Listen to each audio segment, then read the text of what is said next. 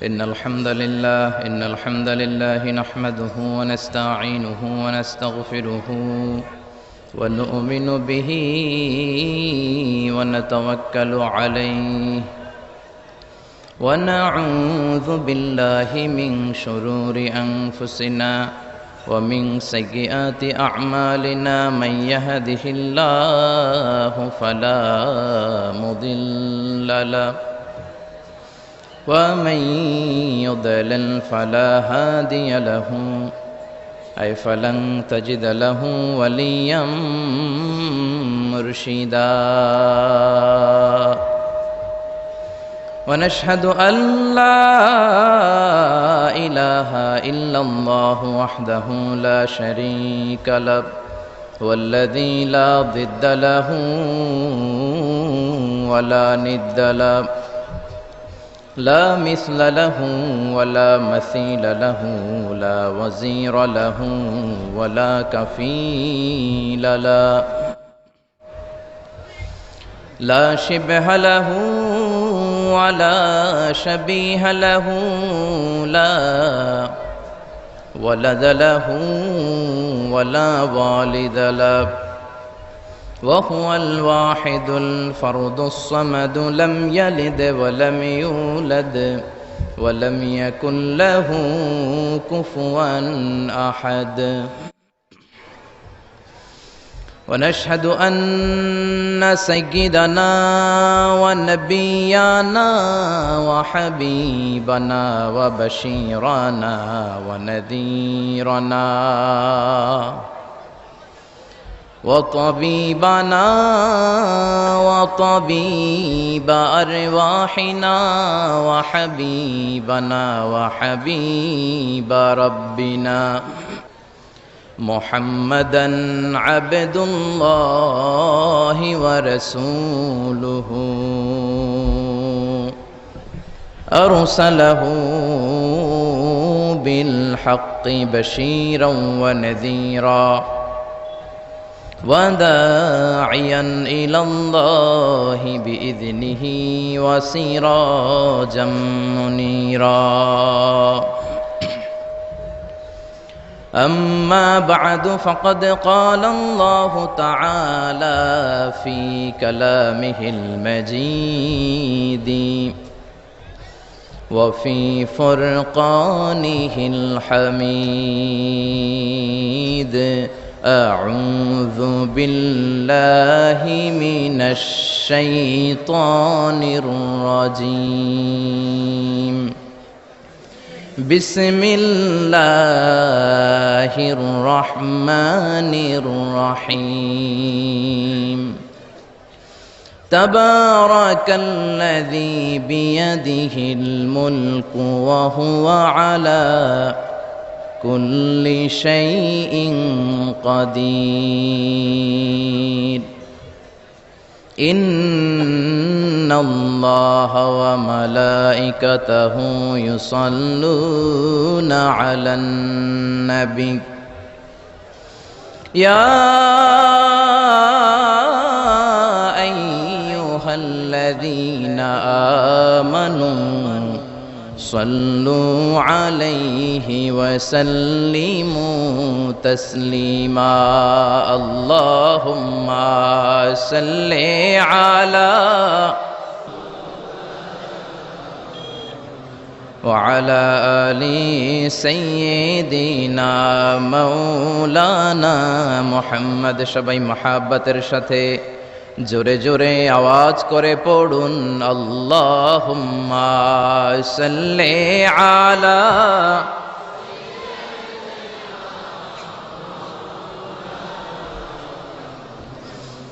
وعلى آل سيدنا مولانا محمد তাহাজ্জুদের জায়নামাজে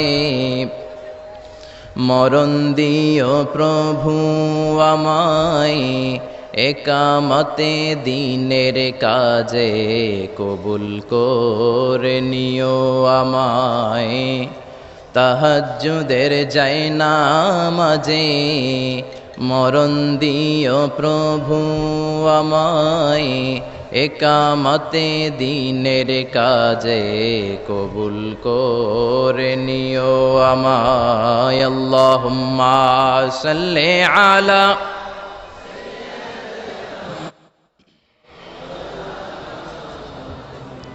وعلى آل سيدنا مولانا محمد ওগো রাসূল প্রিয় রাসূল প্রাণের রাসূল ওগো রাসূল প্রিয় রাসূল প্রাণের রাসূল তোমারই জন্যে এ বিশ্বে মোরা আলো পেয়েছি পেয়েছি কুল ওগো রাসূল প্রিয় রাসূল প্রাণের রাসূল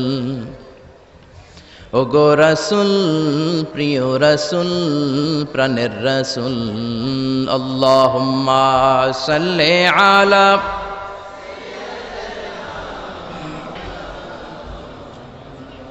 وعلى آل سيدنا مولانا محمد لا إله إلا الله لا إله إلا الله جور لا إله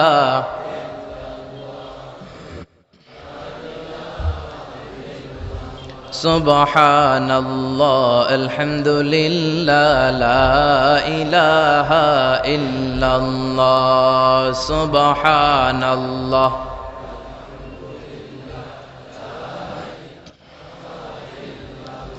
আল্লাহ নামের জিকির করবে যারা আল্লাহর কাছে প্রিয় তারা আল্লাহর কাছে প্রিয় যারা জান্নাতে প্রবেশ করবে তারা জোরে লা ইলাহা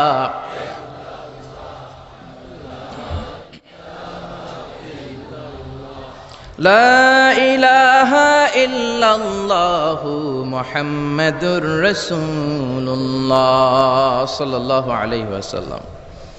আপনারা সবাই কেমন আছেন?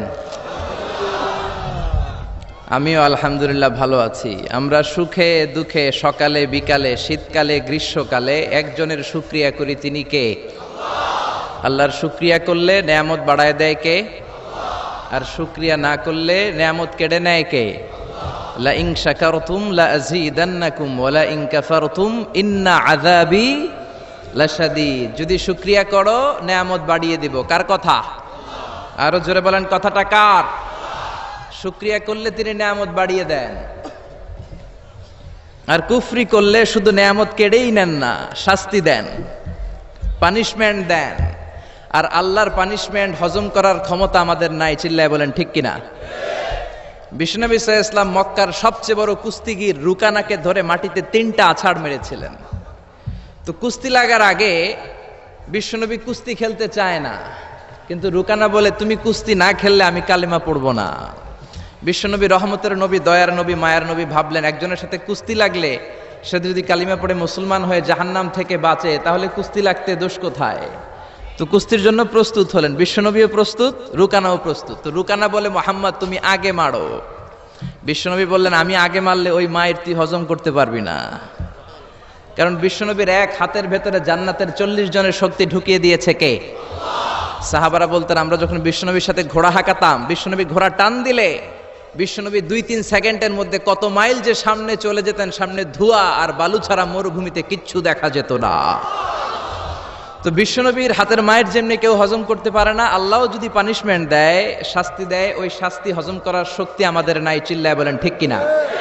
কারণ আল্লাহ বলে ইন্না বাতশা রাব্বিকা লাশাদীদ, আমি আল্লাহর পাকড়াওটা বড় কঠিন। আমি আল্লাহ সব সময় ধরি না, কিন্তু ধরলে ধরে ধরে ধরে না, ধরলে আল্লাহ ফেরাউনকে ধরে না ধরে না ধরে না, কিন্তু যখন ধরছে তখন নমরুদরে ধরে না ধরে না, কিন্তু যখন ধরছে তখন। এখনো যদি কেউ বান্দরামি করে ওরেও আল্লাহ ধরে না ধরে না, কিন্তু যখন ধরবে তখন ছাড়বে। আব্রাহারে ধরে না ধরে না, কিন্তু আবাবিল পাখি দিয়ে যখন টাইট করে ধরলেন তখন আব্রাহারে কেউ বাঁচাতে পারে নাই। ঠিক কিনা? আবার কাবা ভাঙতে এলে পাঠাও আবাবিল, দাও খোদা দাও আমায় আবার। ওমর দারাজ দিল দাও খোদা দাও আমায় আবার, ওমর দারাজ দিল। চিল্লায় পড়েন আল্লাহু আকবার। এজন্য সবসময় শুকরিয়া করব কার? আল্লাহ আমাদেরকে আজীবন আমরণ তার বেশি বেশি শুকরিয়া করার তৌফিক দান করুক। তাহলে আপনারা সবাই ভালো আছেন না? শীত লাগে? লাগে না? আমি শীতে কাঁপতেছি, কয় লাগে না। তাহলে মাফলার পরছেন কেন?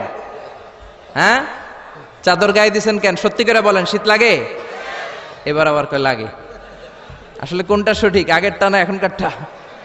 এই শীতের কথাও কোরআনে আছে না নাই? রিহলাতাশ শীতাই ওয়াস সাইফ। কুরাইশরা বছরে দুইবার বিজনেস করতে বেরোতো, একটা শীতকালে আর একটা গ্রীষ্মকালে। শীতের কথাও আল্লাহ কোরআনে দিয়েছেন। দাও। কেউ অসুস্থ হলে বিশ্বনবী পড়তেন আল্লাহুম্মা রাব্বান নাস আযহিবিল বাস ইশফি আনতা শাফি লা শিফা ইল্লা শিফাউক শিফাউন লা ইগাদিরু সাকামা। আবার পড়তেন আসআলুল্লাহাল আযীম রাব্বাল আরশিল আযীম আন ইয়াশফিয়াহ। এজন্য অসুস্থ হলে এই দোয়াগুলো পড়বেন, তাহলে সুস্থ করে দিবে কে? তাবিজ তোমার ঝুলানো যাবে না। অনেকে অসুস্থ হইলে তাবিজ ঝুলায়, আছে না নাই? বিশ্বনবী 4 মাস, কোন বর্ণনায় 6 মাস অসুস্থ ছিলেন। লাবিদ ইবনুল আসাম, ইহুদিদের মিত্র, বিশ্বনবীকে ব্ল্যাক ম্যাজিক করেছে, কিন্তু বিশ্বনবী তাবিজ ঝুলান নাই। পরে মুআউযিজাতান, সূরাতুল ফালাক, সূরাতুন নাস নাজিল করে দিল কে? বিশ্বনবী পড়ে ফু দিলেন, বিশ্বনবী সুস্থ হয়ে গেল। চিল্লায় পড়েন আল্লাহু আকবার। এজন্য যারাই আজকের প্রোগ্রামে এসেছেন, আল্লাহ তাদের সবাইকে ভালো রাখুক, সুস্থ রাখুক। যত অসুস্থ আছে তাদের সবাইকে আল্লাহ শিফায়ে কামেলা নসিব করুক, আমরা পড়ি আমিন। আজকের মাহফিলে আসতে পেরে আমরা খুশি না বেজার? কম না বেশি? আমরা সবাই খুশি পরিমাণে বেশি আওয়াজ করে পড়েন আল্লাহু আকবার। আমরা শুরুতেই ফরমালি আল্লাহ তাআলাকে থ্যাঙ্কস জানাই যে আল্লাহ তাআলা এরকম চমৎকার পরিবেশে কোরআন শোনার জন্য আমাদেরকে বসার তৌফিক এনায়েত করলেন। আমরা সবাই পড়ে নিচ্ছি কালিমাতুশ শুকুর, আলহামদুলিল্লাহ। আওয়াজ করে পড়েন রব্বানা লাকাল হামদ হামদান কাসীরান তাইয়্যিবান মুবারাকান ফীহি ইয়া রাব্বি লাকাল হামদু কামা ইয়ানবাগি লিজালালি ওয়াজহিকা ওয়া আযীমি সুলতানিকা।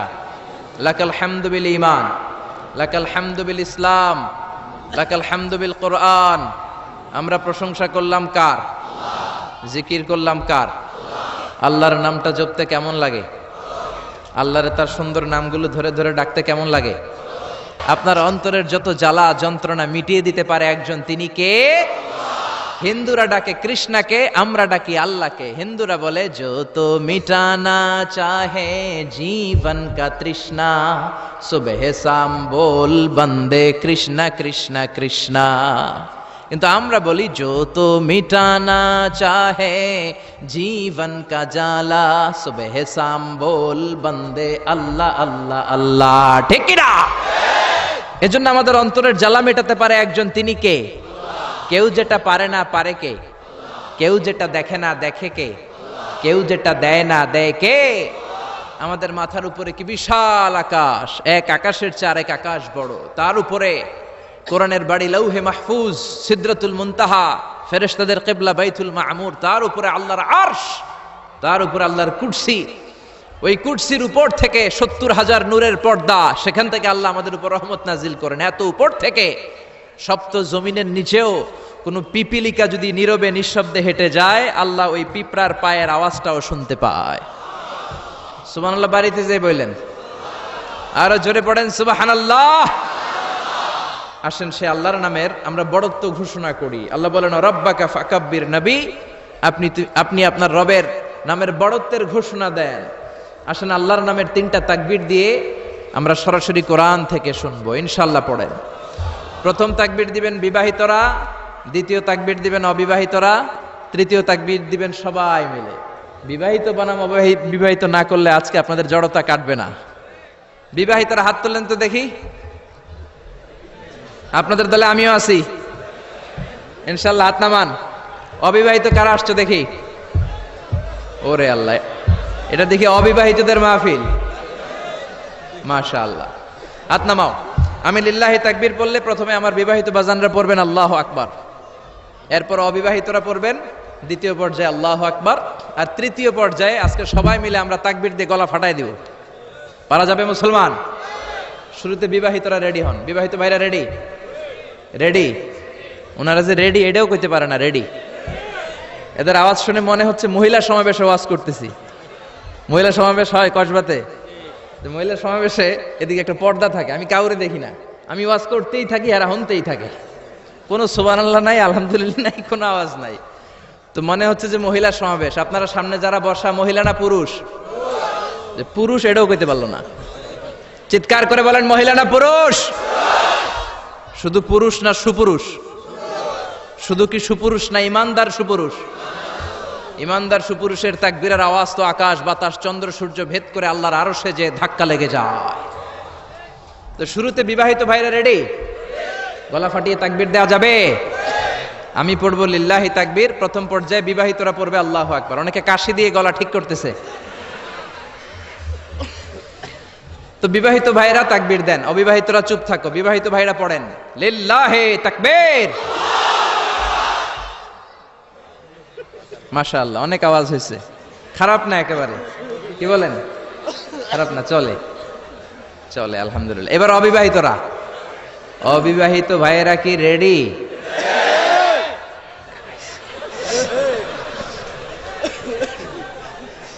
রেডি? আল্লাহু আকবার। আচ্ছা অবিবাহিতরা এবার তাকবীর দাও, লিল্লাহি তাকবীর।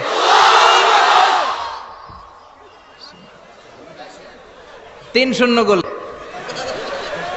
এবার বিবাহিত অবিবাহিত কোনো কথা নাই, আমরা সবাই মিলে তিনটা তাকবীর দেব, যাতে আড়াইবাড়ি দরবারের এই প্যান্ডেল কেঁপে কেঁপে ওঠে আমার আল্লাহর নামে। জোরে বলেন ঠিক কিনা? তাকবীর নাম্বার 1, লিল্লাহি তাকবীর, লিল্লাহি তাকবীর, লিল্লাহি তাকবীর। আল্লাহ যদি কিয়ামতের দিন বলে, যা তুই আমার নামে তাকবীর দিয়েছিস, তোরে আমি মাফ করে দিলাম, আমরা আল্লাহর কাছে শুধু মাফ চাই, নাজাত চাই, ঠিক কিনা? আর কিছু যে চাই না আমি, চাই গো নাজাত। আল্লাহ তোমার কাছে আমার এই মুনাজাত, আল্লাহ তোমার কাছে আমার এই মুনাজাত। পড়েন আমিন। আমি আমার খুতবার শুরুতে সূরা মুলকের প্রথম আয়াত তেলাওয়াত করেছি। আসুন আজকের এই চমৎকার রজনীতে, এই মুবারক রজনীতে, এই বরকতময় সন্ধ্যায় রাতে আমরা সূরাতুল মুলকের আলোকে কথা শুনি। আওয়াজ করে পড়েন ইনশাআল্লাহ। সূরাতুল মুলক আল কোরআন আল কারীমের 29তম পারায় অবস্থিত সর্বপ্রথম সূরা, 29 পারার প্রথম সূরা। সূরাটি মাক্কি সূরা। এই সূরায় রুকু রয়েছে 2টি, আয়াত আছে 30টি, অনেক বরকতময় সূরা। বিশ্বনবী বলেন, ইন্না হাযিহি সূরা মানিআতুন মিন আযাবিল কবর। এই সূরাটা যে তেলাওয়াত করবে আল্লাহ তাআলা তাকে কবরের আযাব থেকে বাঁচায় দিবে। সুবহানাল্লাহ, আসতে বলেন। কোন সূরা তেলাওয়াত করলে? সূরা মুলক। সবাই বলেন কোন সূরা? Consider this program, tafsir program, as a class. The person is delivering lecture, sitting in front of you, he is your teacher, and you all sitting guys are the students of Tafsirul Quran. এই প্রোগ্রামগুলো, শীতের প্রোগ্রামগুলোকে ক্লাসের মতো মনে করবেন, তাহলে কিছু শিখে যাওয়া যাবে। আমার আগে হযরতুল আল্লাম কামালউদ্দিন সৈয়দ কামালউদ্দিন জফরি সাহেব ছিলেন আমাদের শিক্ষক, আমরা ছিলাম কোরআনের ছাত্র। এখন আমি একটু করে বসার সুযোগ পেয়ে গেলাম, আমি হয়ে গেলাম শিক্ষক, আর আমরা সবাই কোরআনের ছাত্র। খুশি না বেজার?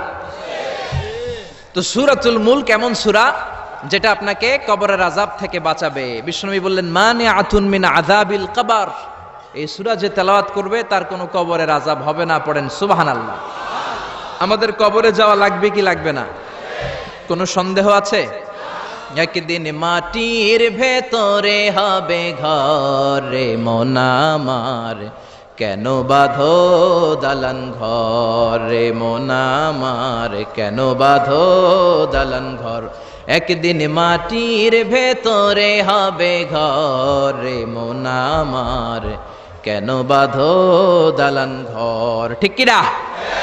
দাদা চলে গেল, বাবা চলে গেল, চাচা চলে গেল, ফুফা চলে গেল, আপনি মনে হয় যাবেন না। যাবেন? তার জোরে বলা যায় না আপনি যাবেন না? আপনি যাবেন, আপনার ছেলে মেয়েগুলো যাবে, আপনার বিবির পেটে 2 মাসের ছোট্ট একটা বাচ্চা, এখনো রক্ত মাংস মানুষ হয় নাই, এতটুকু গোশতের টুকরা, ওই বাচ্চাটা মনে হয় যাবে না? যাবে? দুনিয়াতে আসেই তো নাই, যাবে কেমনে? আসবে যতদিন হায়াত পাওয়ার পাবে, তারপরে যাবে। চিল্লায় বলেন ঠিক কিনা? কিন্তু আমাদের লাইফস্টাইল দেখলে মনে হয় আমরা মরবো না, 1000 বছর বাঁচার জন্য আমরা এসেছি। শুধু আমরা বলি সবকিছু আমার, আমার, আমার বাড়ি, আমার গাড়ি, আমার এলাকা, আমার দাপট, এগুলো বলতে আমরা খুব পছন্দ করি। চিল্লায় কোন ঠিক কিনা? কেমন করে আপনার বাড়ি? যেই বাড়িটারে আমার বাড়ি বলে আপনি ঘোষণা দেন, আপনার বাবা যখন এই বাড়িতে থাকতো, আপনার বাবাও বলতো বাড়িটা আমার বাড়ি, বলতো না? আপনার দাদা যখন এই বাড়িতে থাকতো, দাদাও বলতো এটা আমার বাড়ি। দাদার দাদার দাদা যখন এই বাড়িতে থাকতো, উনিও বলতো আমার বাড়ি। আপনি মরে গেলে আপনার ছেলে দাবি করবে আমার বাড়ি, ছেলে মরলে নাতি বলবে আমার বাড়ি, নাতির নাতির নাতিও যখন এই বাড়িতে থাকবে, সেও বলবে আমার বাড়ি। বাড়ি একটা, দাবিদার কতজন চিন্তা করেছেন? পরের জায়গা পরের বাড়ি, ঘরে বাঁধিয়ায় আমি রই, আমি তো সেই ঘরের মালিক নই। পরের জায়গা পরের বাড়ি, ঘরে বাঁধিয়ায় আমি রই, আমি তো সেই ঘরের মালিক নই। ঠিক কিনা? এজন্য এই দুনিয়াটা হলো ট্রানজিট পিরিয়ড। আজীবন থাকার জন্য আসি নাই, কিছুদিনের জন্য আসলাম। কবরের বাড়িতে আমাদেরকে যেতে হবে, কবরের প্রিপারেশন, প্রস্তুতি আমাদেরকে নিতে হবে। এই জন্য বিশ্বনবী বললেন ইন্না ফিল কুরআনিল সূরা, কোরআনের মধ্যে এমন একটা সূরা আছে মানিআতুন মিন আযাবিল কবর, এই সূরাটাকে তেলাওয়াত করলে ওই কবরের আযাব থেকে ওই বান্দাটারে বাঁচায়া দিবে কে? কি নাম ওই সূরার? আরো জোরে বলেন। সূরা মুলক তেলাওয়াত করতে রাজি আছেন তো? আবার বিশ্বনবী বললেন শাফাআত লি সাহিবিহা, এই সূরাটা কিয়ামতের দিন তেলাওয়াতকারীর জন্য আল্লাহর কাছে সুপারিশ করবে। আপনি তেলাওয়াত করলে আপনার জন্য আল্লাহর কাছে সুপারিশ করবে। কোরআন যদি কারো পক্ষে আল্লাহর কাছে সুপারিশ করে, ওই সুপারিশ আল্লাহ কোনোদিন ফেলে দিতে পারবে নাকি? পারবে? মাননীয় অর্থমন্ত্রী যদি মাননীয় প্রধানমন্ত্রী শেখ হাসিনার কাছে কোনো বিষয়ে সুপারিশ করে, শেখ হাসিনা এটাকে রিজেক্ট করতে পারবে? ফেলে দিতে পারবে? কারণ অর্থমন্ত্রীর সুপারিশ। চিল্লায় বলেন ঠিক কিনা? তেমনি কোরআন যদি কিয়ামতের দিন আপনার পক্ষে আল্লাহর কাছে সুপারিশ করে, কোরআনের সুপারিশও কবুল করে নিবে কে? আবার বিশ্বনবী বললেন খাসামাত আন সাহিবিহা, এই সূরাটা কিয়ামতের দিন তেলাওয়াতকারীর পক্ষ নিয়ে আল্লাহর সাথে ডিবেট করবে, ঝগড়া করবে, তর্ক করবে। আল্লাহর সাথে ডিবেট, আল্লাহর সাথে ঝগড়া, সাহস বেশি না কম? জোরে বলেন। আল্লাহর সাথে ঝগড়া করবে, তর্ক করবে, কতক্ষণ? হাত্তা আদখালাহুল্লাহুল জান্নাহ, যতক্ষণ না আল্লাহ তাআলা এই সূরার তেলাওয়াতকারীকে জান্নাতে ঢুকিয়ে না দেয়, ততক্ষণ এই সূরা আল্লাহর সাথে তর্ক করতেই থাকবে। চিল্লায় সবাই পড়েন আল্লাহু আকবার। এজন্য বিশ্বনবী বলতেন মান ক্বারা বিহা ফি লাইলাতিন ফাকাদ আকসারা ওয়া আতাবা, রাত্রি বেলা এই সূরাটা যে তেলাওয়াত করবে, তার আমলনামাটা সওয়াব দিয়ে পরিপূর্ণ করে দিবে কে? এখন দিন নাকি রাত? জোরে বলেন। এখন সূরাতুল মুলকের তাফসীর শুনলে প্রত্যেকের আমলনামাটারে সওয়াব দিয়ে পূর্ণ করে দিবে কে? এজন্য বিশ্বনবী বলতেন আমি চাই আমার প্রতিটা উম্মতের হৃদয়ে এই সূরাটা গাঁথা থাক। আমি চাই আমার প্রতিটা উম্মতের সিনার ভিতরে সূরাতুল মুলকটা মুখস্থ থাক। আমি চাই আমার প্রতিটা উম্মতের কলিজার ভিতরে এই সূরাটা হিফজ করা থাক। পড়েন সুবহানাল্লাহ। এজন্য বিশ্বনবীর উম্মত হিসেবে এই সূরাতুল মুলক আমাদের মুখস্থ থাকার দরকার আছে না নাই? জোরে বলেন। সূরা মুলক মুখস্থ করতে রাজি আছেন? যে কয়েকজন ইনশাআল্লাহ বলছেন শুধু তারা করবেন, বাকিরা করবেন না। সূরাতুল মুলক মুখস্থ করতে রাজি আছেন সবাই? এই সূরার মাত্র 30টা আয়াত। কয়টা? এক মাসে কয়দিন? আপনাদের এই আড়াইবাড়ি এলাকায় কয়দিন? এদিকে 30 দিন। তাহলে প্রতিদিন যদি একটা করে আয়াত মুখস্থ করেন, পুরা সূরাটা মুখস্থ করতে লাগবে কয়দিন? জোরে বলেন না। তাহলে আগামী এক মাসে আমরা এই সূরাতুল মুলক মুখস্থ করে ফেলবো। রাজি আছেন? রাজি আছেন সবাই? আল্লাহ তুমি কবুল করো। এখন পড়া শোনাবেন কার কাছে? এটা আপনাদের হোমওয়ার্ক, বাড়ির কাজ, হোম টাস্ক, আল ওয়াজিব আল মানজিলি। এক মাস পরে তো আমি থাকবো না, আমি তো ওয়াজ করে চম্পট। তো পড়া শোনাবেন এলাকার ইমাম সাহেবদের কাছে, খতিব সাহেবদের কাছে, হাফেজ সাহেবদের কাছে। বলবেন আজহারি ভাই এসেছিল, এসে সূরাতুল মুলক আমাদেরকে পড়া দিয়ে গেছে। মুখস্থ করতে রাজি আছেন সবাই? সবাই রাজি? দিস সূরা is an eye opener for you. এই সূরাটা আপনার চোখকে খুলে দিবে, আপনার চিন্তার জগতে একটা আন্দোলন তৈরি করবে, আপনার ঘুমন্ত বিবেককে জাগিয়ে তুলবে। সুবহানাল্লাহ পড়েন। নাস্তিকদের জন্য এই সূরার ভেতরে আল্লাহ তাআলা কিছু ডোজ দিয়ে দিয়েছে, কিছু মেডিসিন। এজন্য এই সূরার আলোকে আমরা জানার চেষ্টা করব কি কি মেডিসিন আল্লাহ নাস্তিকদের জন্য দিলেন। আমরা আল্লাহকে বিশ্বাস করি তাই আমরা আস্তিক, আর যারা বিশ্বাস করে না তারা কি? বাংলার জমিনে এরকম কিছু নাস্তিক আছে না নাই? নতুন এক নাস্তিক এসেছে, আসাদ নূর, ঠিক কিনা? ফেসবুকের লাইভে এসে সে বলেছে প্রতিদিন নাকি সকালবেলা কোরআনের উপরে পেশাব করবে। এটা কি মানুষ না অমানুষ? এটা জাহান্নামের নরকীট আর পিতৃ পরিচয়হীন জারদ সন্তান। জোরে বলেন ঠিক কিনা?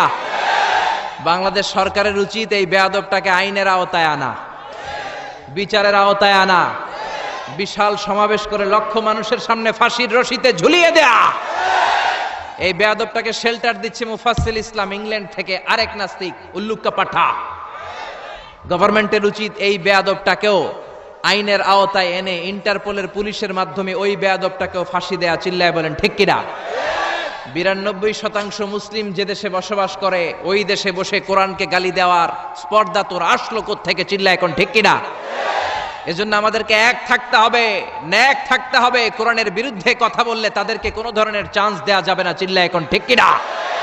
যারা কোরআনের গালি দেয় তারা এই জমিনটা চিনে নাই। এই জমিন পীর আউলিয়াদের জমিন, এ জমিন দাড়িওয়ালাদের জমিন, টুপিওয়ালাদের জমিন, এ জমিন আলিয়া মাদ্রাসার জমিন, কৌমি মাদ্রাসার জমিন, এ জমিন টঙ্গীর তুরাকপাড়ের বিশ্ব ইস্তেমার জমিন। জোরে কোন ঠিক কিনা?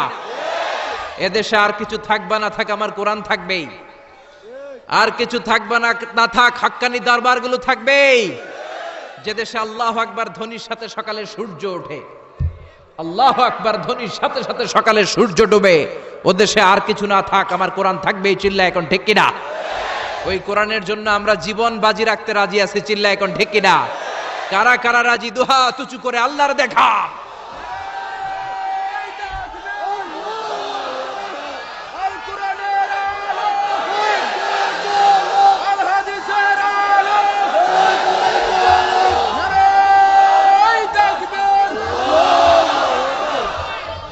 আল্লাহ কোরআনের জন্য ভালোবাসাকে তুমি কবুল করে নাও।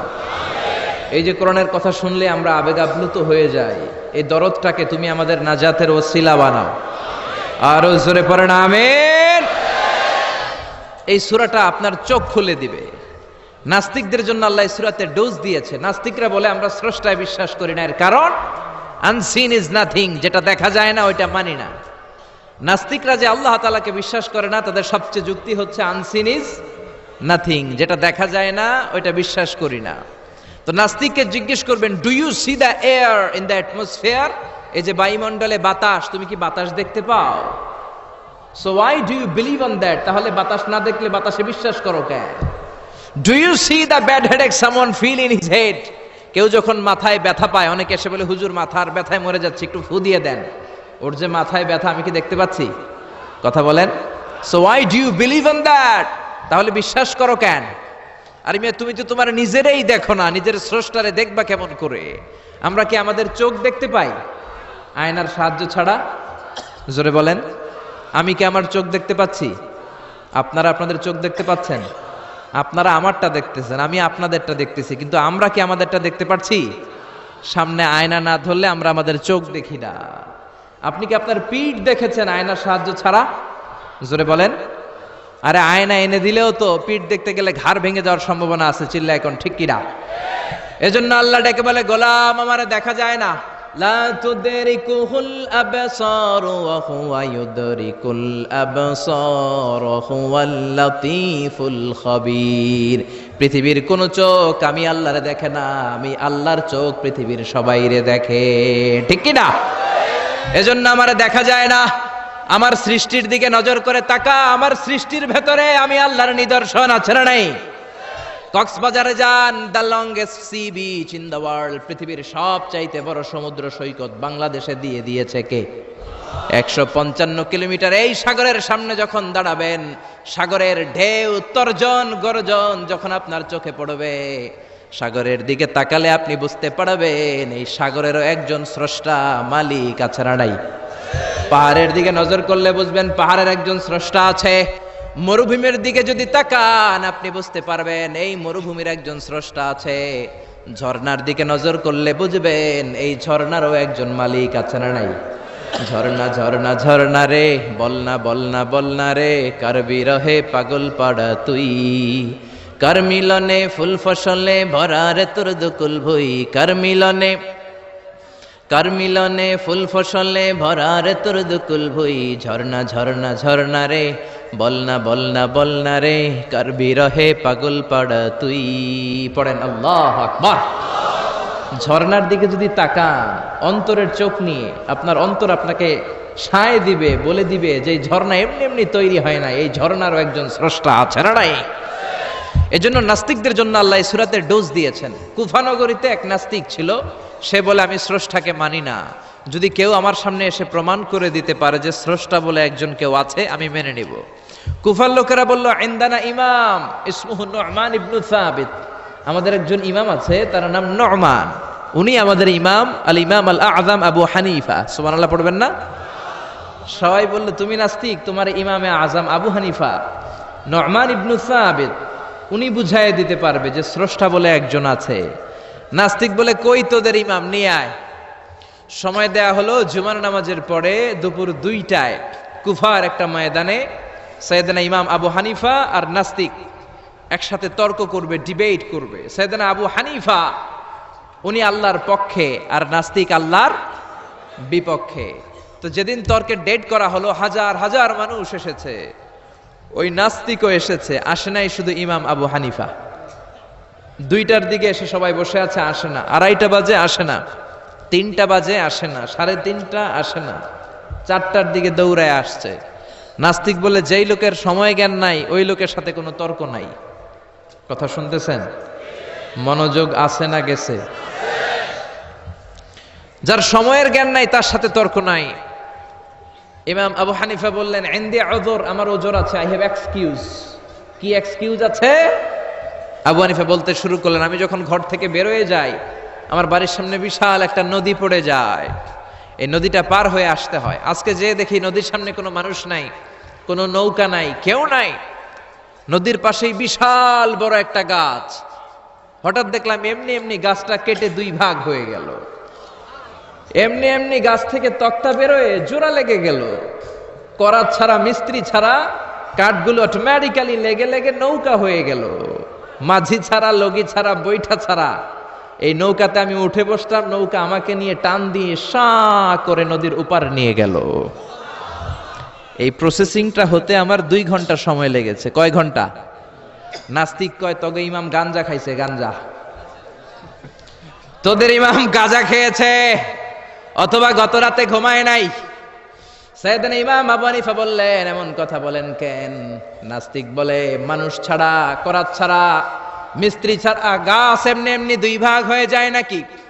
এমনি এমনি তক্তা জোড়া লেগে যায় নাকি? কাঠের পিসগুলো জোড়া লেগে লেগে নৌকা হয়ে যায় নাকি? মাঝি ছাড়া, লগি ছাড়া, বৈঠা ছাড়া নদীর এপার থেকে নৌকা কাউকে নিয়ে ওপারে চলে যায় নাকি? ইমাম আবু হানিফা বললেন now you are on the right track, এই তো আপনি লাইনে চলে আসছেন, এখন আপনার বোঝানো সহজ হবে আমার। সাইয়েদনা ইমাম আবু হানিফা বললেন বুঝলাম, এমনি এমনি কিছু হয় না, এমনি এমনি তক্তা হয় না, এমনি এমনি নৌকা হয় না, এমনি এমনি মাঝি ছাড়া নৌকা চলে না। তাহলে আকাশটা কেমন করে এমনি এমনি হলো? জমিনটা কেমন করে এমনি এমনি হলো? মহাশূন্য কেমন করে এমনি এমনি হলো? নভমণ্ডল ভূমণ্ডল কেমন করে এমনি এমনি হলো?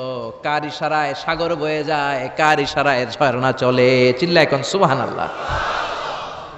নাস্তিক বলে তাই তো, এইভাবে তো আমি ভেবে দেখি নাই, আসলেই তো আমি একটা উল্লুক্কা পাঠা, আমি তো চিন্তা করি না এইভাবে। নাস্তিক বলে ও ইমাম আপনি আমার ঘুমন্ত বিবেককে জাগিয়ে দিয়েছেন, আমার চোখ আপনি খুলে দিয়েছেন, আর দেরি করার দরকার নাই, আপনি আমারে পড়িয়ে দেন লা ইলাহা ইল্লাল্লাহু মুহাম্মাদুর রাসূলুল্লাহ সাল্লাল্লাহু।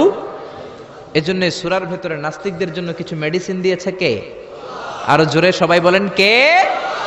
সূরার নাম আরো জোরে সবাই বলেন না, কি নাম? সূরা মুলক। মুলক মানে ক্ষমতা। মুলক মানে কি? মুলক মানে পাওয়ার, মুলক মানে অথরিটি, মুলক মানে সভরেন্টি। আল্লাহ শুরু করলেন তাবারাকাল্লাযী বিয়াদিহিল মুলকু ওয়া হুয়া আলা কুল্লি শাইইন কাদির। সুমহান সেই সত্তা যার হাতে ক্ষমতা, আর তিনি পৃথিবীর সব কিছু করার ব্যাপারে সক্ষমতা রাখেন। সুবহানাল্লাহ। আল্লাহ শুরু করলেন তাবারাকা দিয়ে, তাবারাকাল্লাযী বিয়াদিহিল মুলক। সুমহান সেই সত্তা যার হাতে ক্ষমতা। ক্ষমতা কার হাতে? সবাই বলেন কার হাতে? নাকি আপনাদের হাতে? আপনারা তো বলেন ক্ষমতা আপনাদের হাতে, বলেন না? জনগণ সকল ক্ষমতার উৎস, বলেন না? এটা রাষ্ট্রীয় কুফুরি। রাষ্ট্র থেকেও কিছু কুফুরি আমাদেরকে শেখানো হয়। এজন্য রাষ্ট্রের সব সিগন্যাল মেনে নেওয়া যাবে না। চিল্লা এখন ঠিক কিনা? জনগণ সকল ক্ষমতার উৎস নয়। সকল ক্ষমতার উৎস হচ্ছে একজন, তিনি কে? একটু খেয়াল করে বুঝে উত্তর দেন। কেমন করে আপনি ক্ষমতার উৎস হন? আপনার যখন পেটে ব্যথা হয় আপনি বিছানায় গড়াগড়ি খান কি খান না? ডায়রিয়া হলে চিল্লাচিল্লি করেন কি করেন না? তো আপনি না ক্ষমতার উৎস, আপনি চিল্লাচিল্লি করেন কেন? 3 বার ডায়রিয়ার কারণে টয়লেটে গেলে 4র্থবার আর চেহারার দিকে তাকানো যায় না। 5 বার বাথরুমে গেলে বাইরে একা আই আর হাইতান্ন আই মরি যাইউম। তো হাইতান্ন কিল্লাই? আপনার ক্ষমতার মালিক। ডায়রিয়া হলে আপনি টয়লেট থেকে বের হয়ে বলবেন আমি ক্ষমতার মালিক, এই জন্য আমার ডায়রিয়া হয়েছে। আসলে আমরা ক্ষমতার মালিক নই। ক্ষমতার মালিক একজন, তিনি কে? আমরা হলাম সবাই দুর্বল। ওয়া খুলিকাল ইনসানু দাঈফা। আমাদেরকে দুর্বল বানিয়ে আল্লাহ তৈরি করেছেন। শুধু আমরাই দুর্বল নই, আমরা দুর্বলের ঘরের দুর্বল। আমরা দুর্বল, আমাদের বাবাও দুর্বল, দাদাও দুর্বল। তার মানে দুর্বলের ঘরের, দুর্বলের ঘরের আমরা তো দুর্বল। রিকশার টায়ার পাংচার হলে আমরা বাজারে লাভ দিয়ে উঠি। লাভ দেন না? আমি কত লাভ দিছি? আমি তো এক জেলা থেকে আরেক জেলায় তাফসীর প্রোগ্রামের কারণে যাওয়া লাগে। তো মাঝ রাতে মাঝে মাঝে ট্রাকের চাকা টায়ার পাংচার হয়ে যায়, তো লাভ দিয়ে উঠি। রিকশাওয়ালারে বলি কিরে, ড্রাইভাররে বলি কিরে কিসের আওয়াজ? বলে হুজুর ট্রাকের টায়ার পাংচার হয়ে গেছে। লাভ দিয়ে উঠি। কোনো ক্ষমতা নাই। পিছন থেকে কেউ যদি বলে হুজুর মাহফিলের প্যান্ডেলে সাপ, ফস, খুঁজে পাওয়া যাবে?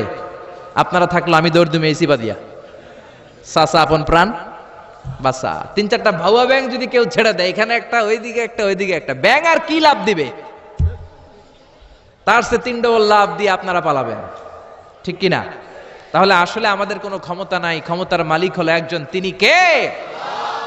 এজন্য রব্বুল আলামিন বলেন তাবারাকাল্লাযী বিয়াদিহিল মুলকু ওয়া হুয়া আলা কুল্লি শাইইন কাদির।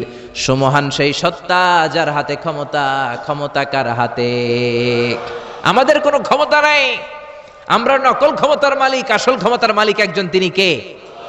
আমাদের যে ক্ষমতা নাই, এটা ভূমিকম্প হলে টের পাওয়া যায়।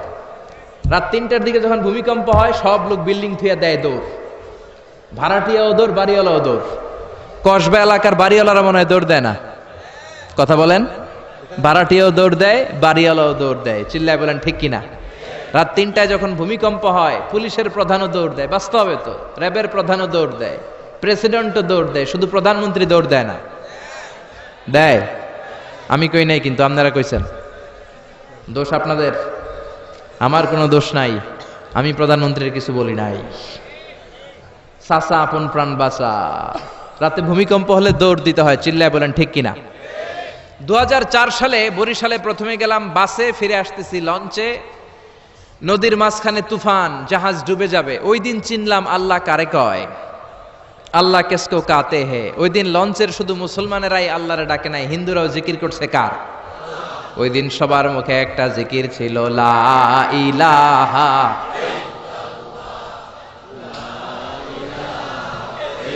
লা ইলাহা ইল্লাল্লাহু মুহাম্মাদুর রাসূলুল্লাহ। লঞ্চের সবাই সেদিন চিৎকার দিয়ে বলছে বাঁচাও। আমি বললাম কে বাঁচাবে? কই হুজুর আপনি বাঁচাইবেন।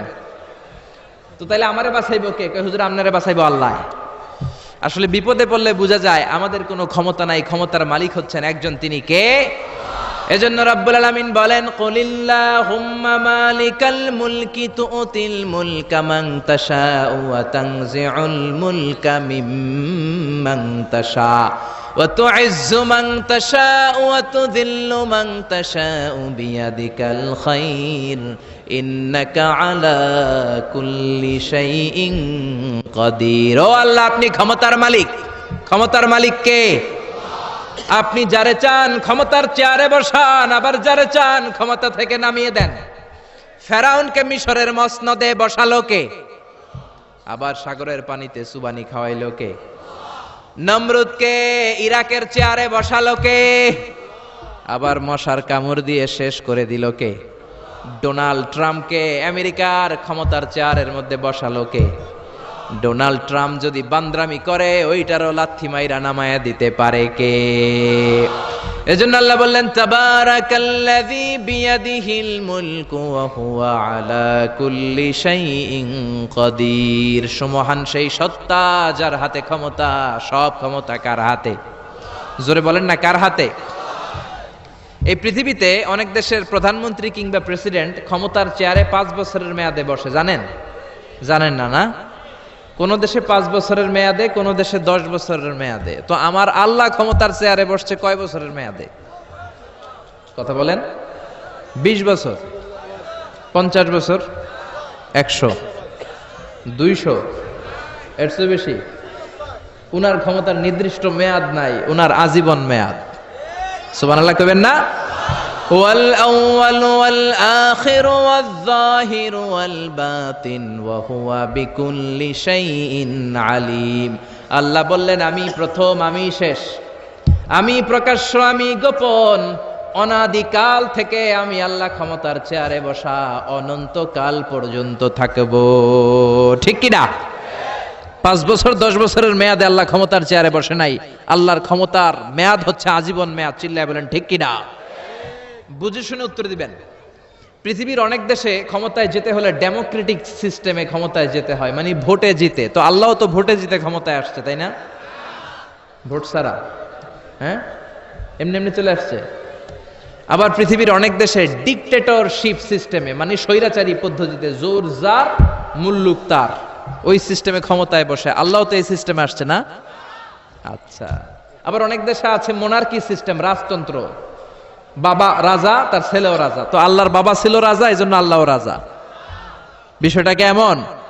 আল্লাহ বললেন, খবরদার, আমার ক্ষমতার সাথে তোদের ক্ষমতা মিলাবি না।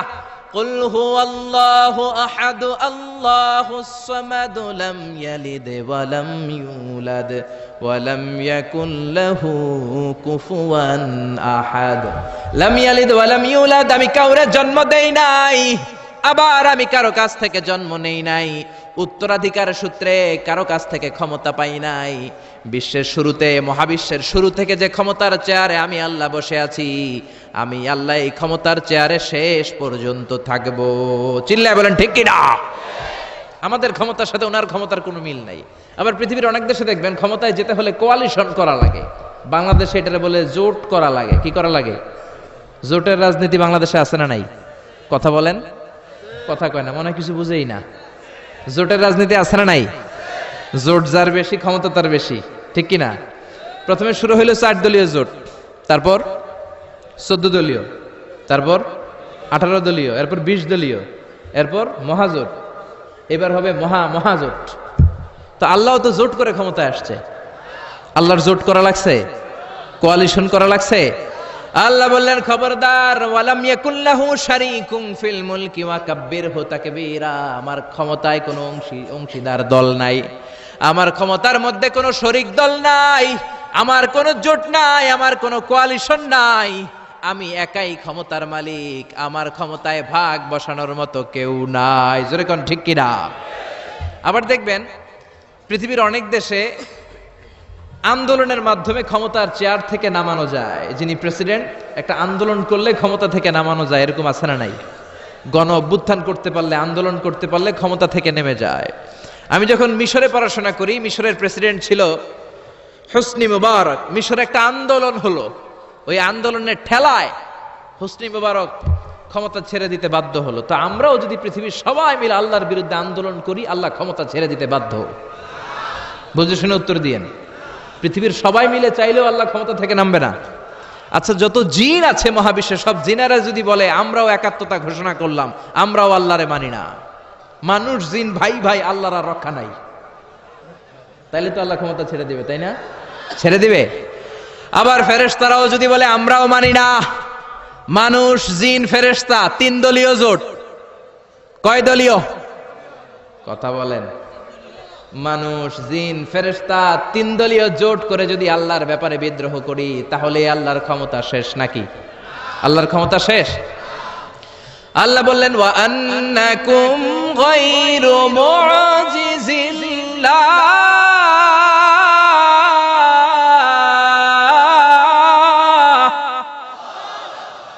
খবরদার, গোটা বিশ্বের সবাই মিলে যদি আমি আল্লাহরে পরাস্ত করতে চাও, গোটা বিশ্বের সবাই মিলে যদি আমি আল্লাহর ব্যাপারে বিদ্রোহ করো, আমি আল্লাহর বিরুদ্ধে যদি আন্দোলন সবাই মিলে তোমরা করো, আমার ক্ষমতার 1 আনাও তোরা কমাতে পারবি না।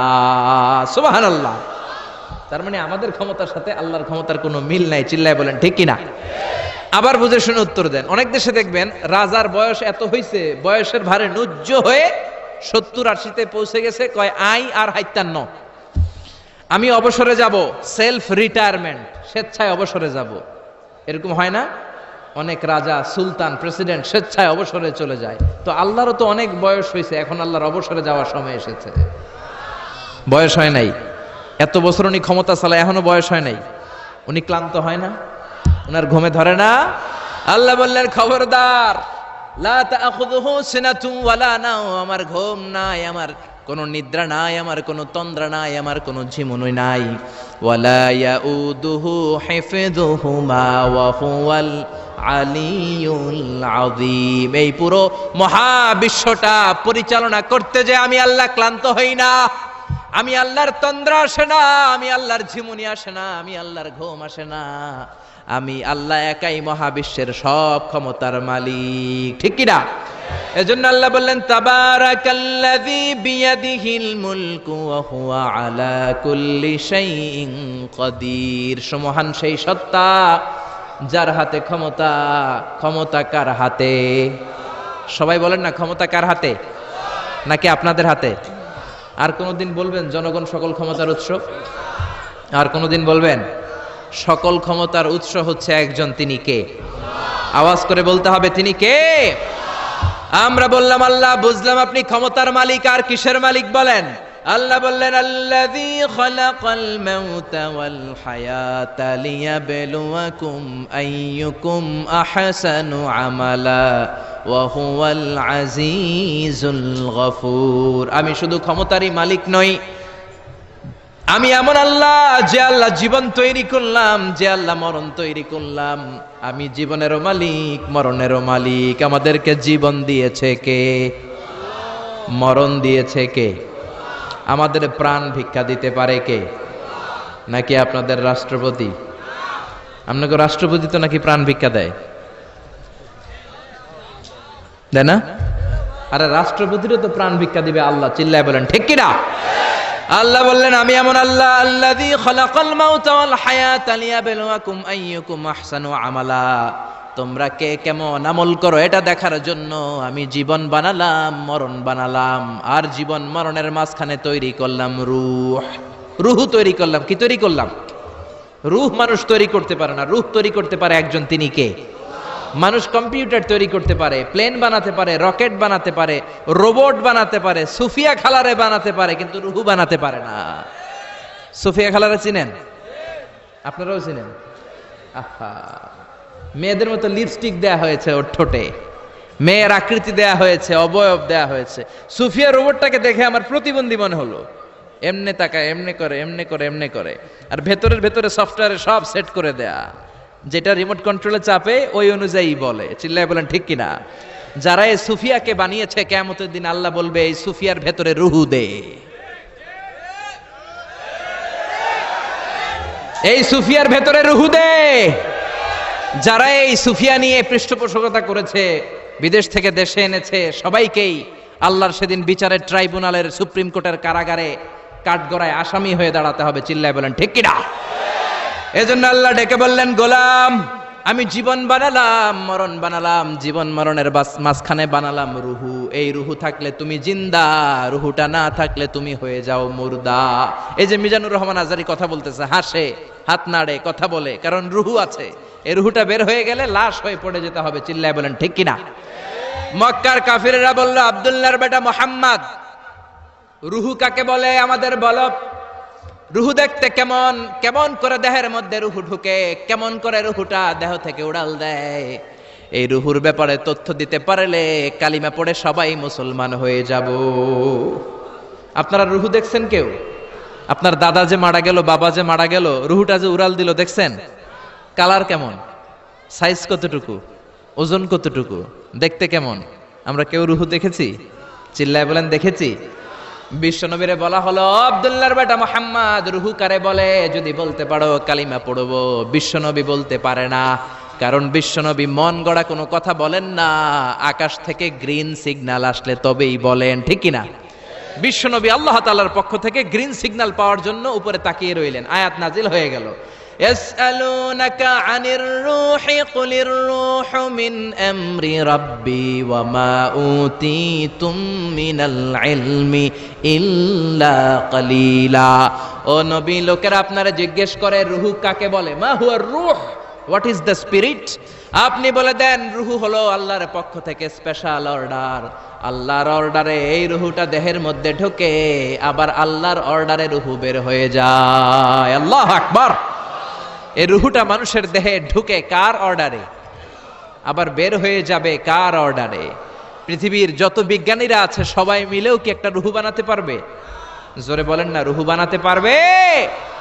আল্লাহ চ্যালেঞ্জ করে বললেন, ওমা উতীতুম মিনাল ইলমি ইল্লা কালিলা, তোমাদেরকে একেবারে যত সামান্য কিঞ্চিত জ্ঞান দিয়ে আমি তৈরি করেছি, তোমাদের এই লিমিটেড জ্ঞান দিয়ে রূহু বানানো যাবে? ইউনাইটেড স্টেটস অফ আমেরিকা একজন মেডিকেল সায়েন্টিস্ট এই চ্যালেঞ্জ গ্রহণ করলো। সে চ্যালেঞ্জ গ্রহণ করে বলল, আমি রুহু বের করে ছাড়ব। কি বের করব? রুহু। আমেরিকার ওই মেডিকেল সায়েন্টিস্ট সে চ্যালেঞ্জ করে বলল, আমি রুহু বানাবো। কি বানাবো? উত্তর দিতে হবে কিন্তু, কি বানাবো? রুহু বানাবো। কেমন করে রুহু বের হয় এটা আবিষ্কার করে আমি নোবেল প্রাইজ জিতবো, নোবেল লরেট হব।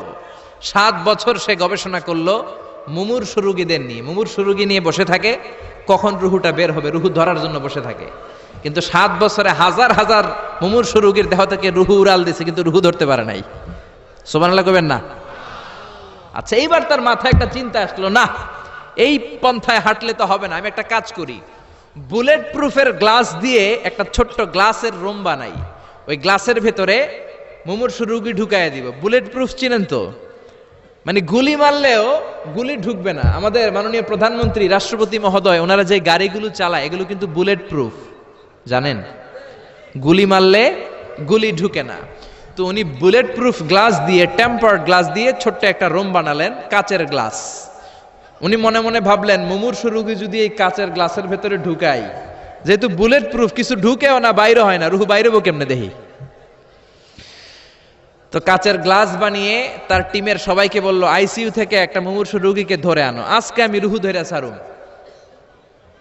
তো মুমূর্ষু রোগীকে আনা হয়েছে ইন্টেনসিভ কেয়ার ইউনিট থেকে, তাকে কৃত্রিম অক্সিজেন দিয়ে লাইফ সাপোর্টে রাখা হয়েছে। মেডিকেল টিমের প্রধান বলে, এই লোকটারে এই বুলেট প্রুফ গ্লাসের যে ছোট্ট রুম, এটার ভিতরে ঢুকানোর আগে চেক হিজ বিপি, তার বিপি মাপ, ব্লাড প্রেশার মাপ।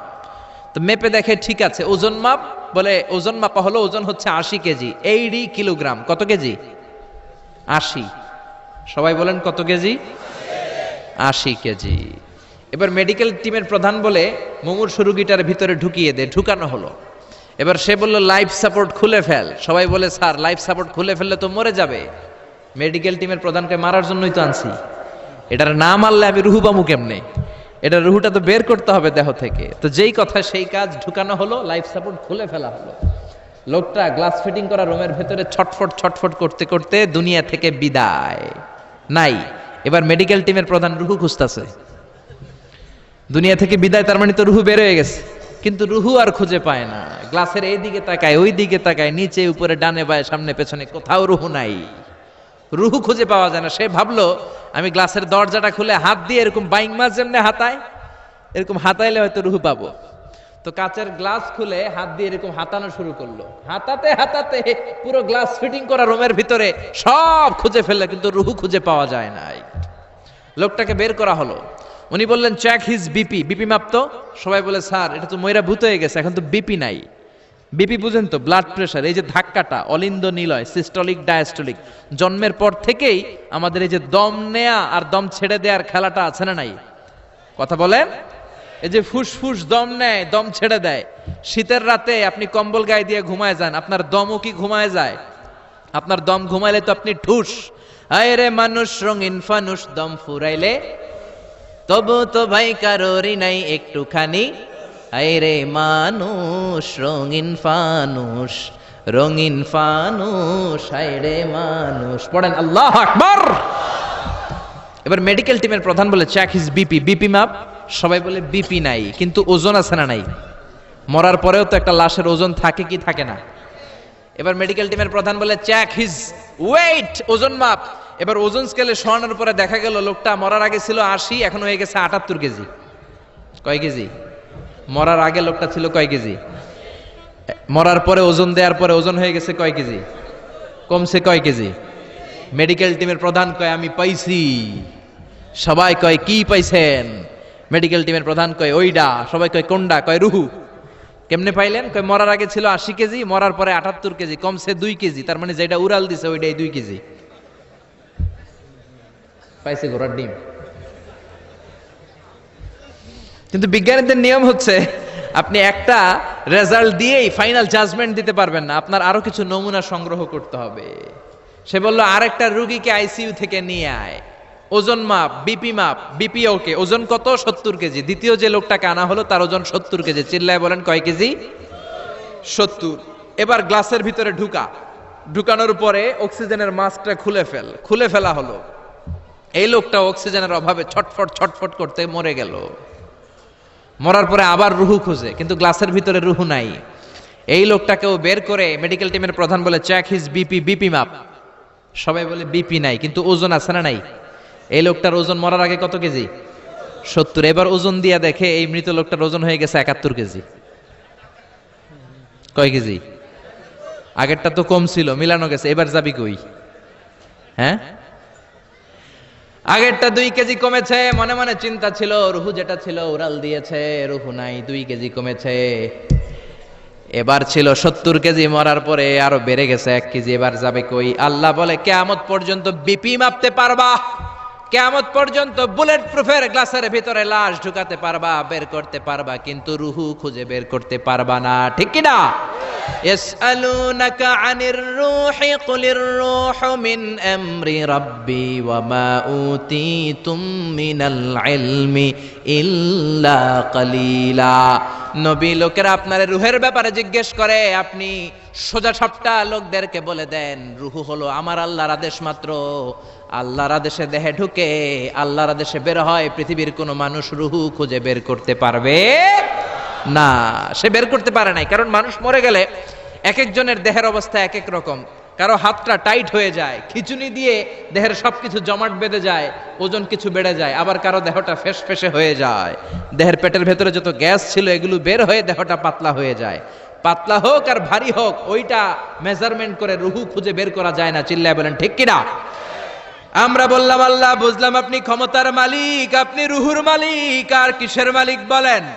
আল্লাহ বললেন আল্লাযী খালাকা সাবআ সামাওয়াতিন তিবাকা মা তারা ফি খালকির রহমানি মিন তাফাউত। ও গোলাম আকাশের দিকে তাকা, মাথার উপরে তাকা। 7টা স্তরে আকাশটারে 7টা স্তরে বিন্যস্ত করে সাজিয়ে দিয়েছে কে?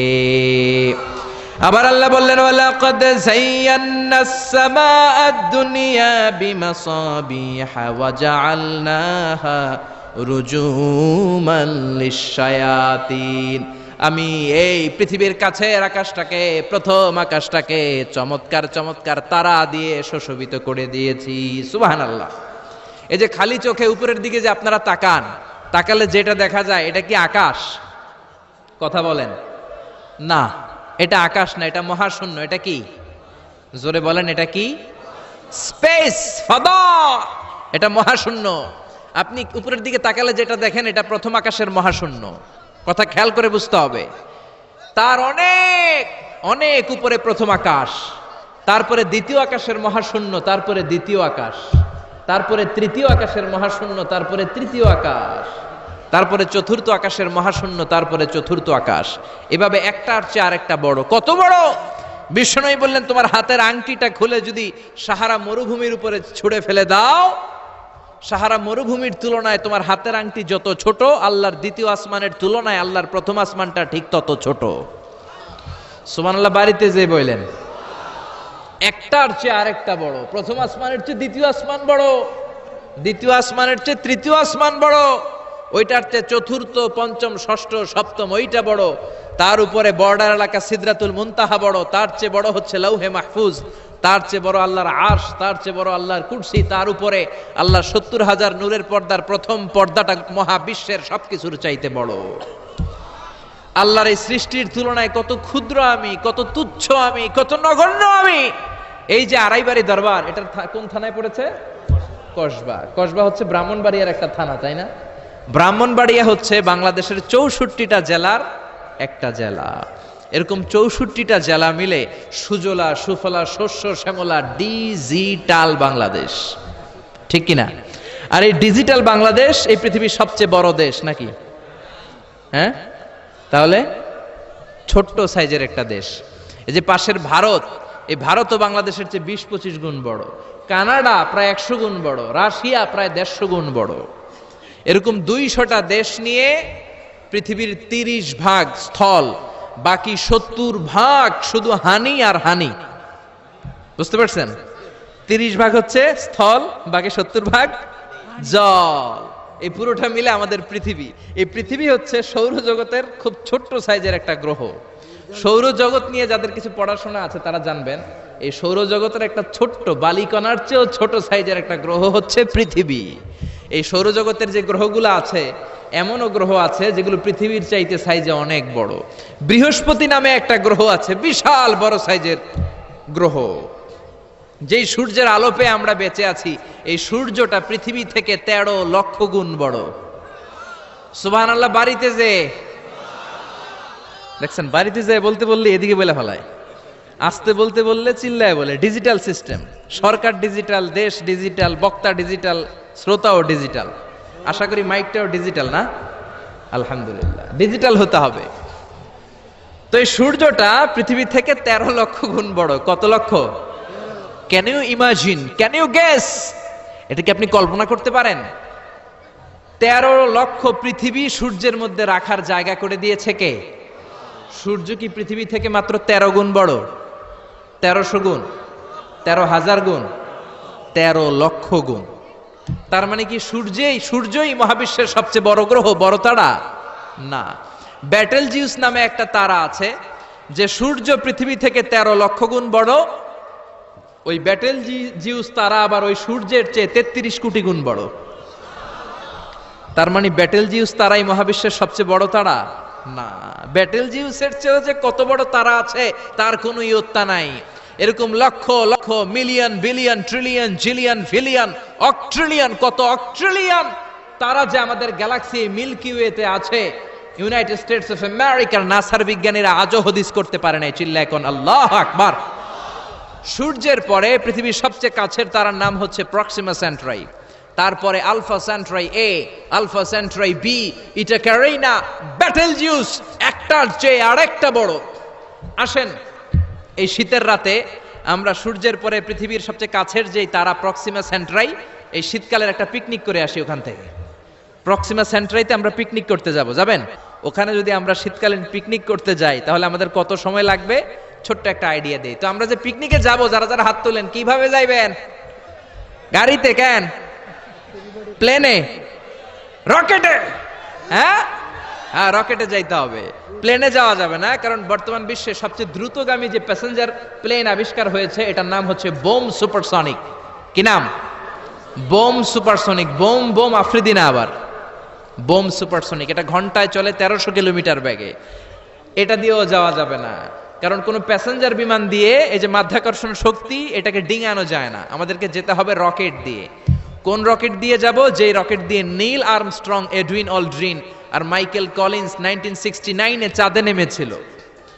ওই রকেটটার নাম হচ্ছে অ্যাপোলো 11। যারা যারা হাত তুলছেন একটু নামটা মুখস্থ রাখেন, অ্যাপোলো 11। তা না হলে আপনি ঘুরে আসলে লোকেরা জিজ্ঞেস করতে পারে কোন রকেটে গেছিলেন, তখন বলতে হবে না অ্যাপোলো 11-এ গেছিলাম। তো ঠিক আছে, যারা যারা হাত তুললেন তারা আর আমি এখন পৃথিবী থেকে সবচেয়ে কাছের যে তারাটা প্রক্সিমা সেন্ট্রাই তার নাম, ওইখানে পিকনিকে যাব। তো এই যে রকেটটা দিয়ে যাব অ্যাপোলো 11, এটা কত দ্রুত চলে এটা আগে শোনেন। এই অ্যাপোলো 11 সেকেন্ডে চলে 11 কিলোমিটার বেগে, মিনিটে চলে 660 কিলোমিটার বেগে, আর ঘন্টায় চলে 39,000 কিলোমিটার বেগে। সুবহানাল্লাহ, মজা করে কইতে পারলেন না? 39,000 কিলোমিটার বেগে ঘন্টায় চলে। আচ্ছা, বাংলাদেশ থেকে আমেরিকা কত কিলো হবে? 8-10,000 কিলো। তার মানে এই রকেটটা দিয়ে বাংলাদেশ থেকে আমেরিকায় 1 ঘন্টায় 4 বার আসা যাওয়া করা যাবে। সুবহানাল্লাহ পড়েন।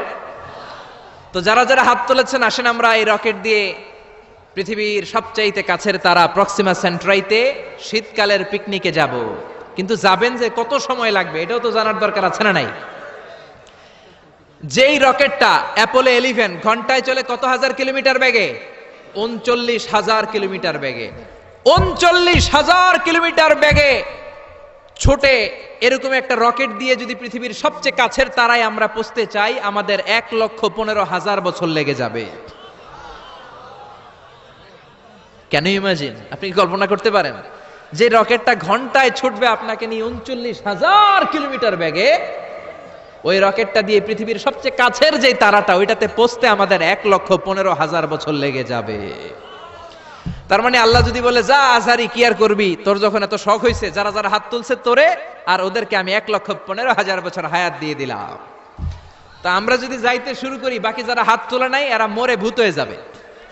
শুধু এরা না, এদের নাতিপুতিও মরে শেষ, আমাদের নাতিপুতিও শেষ।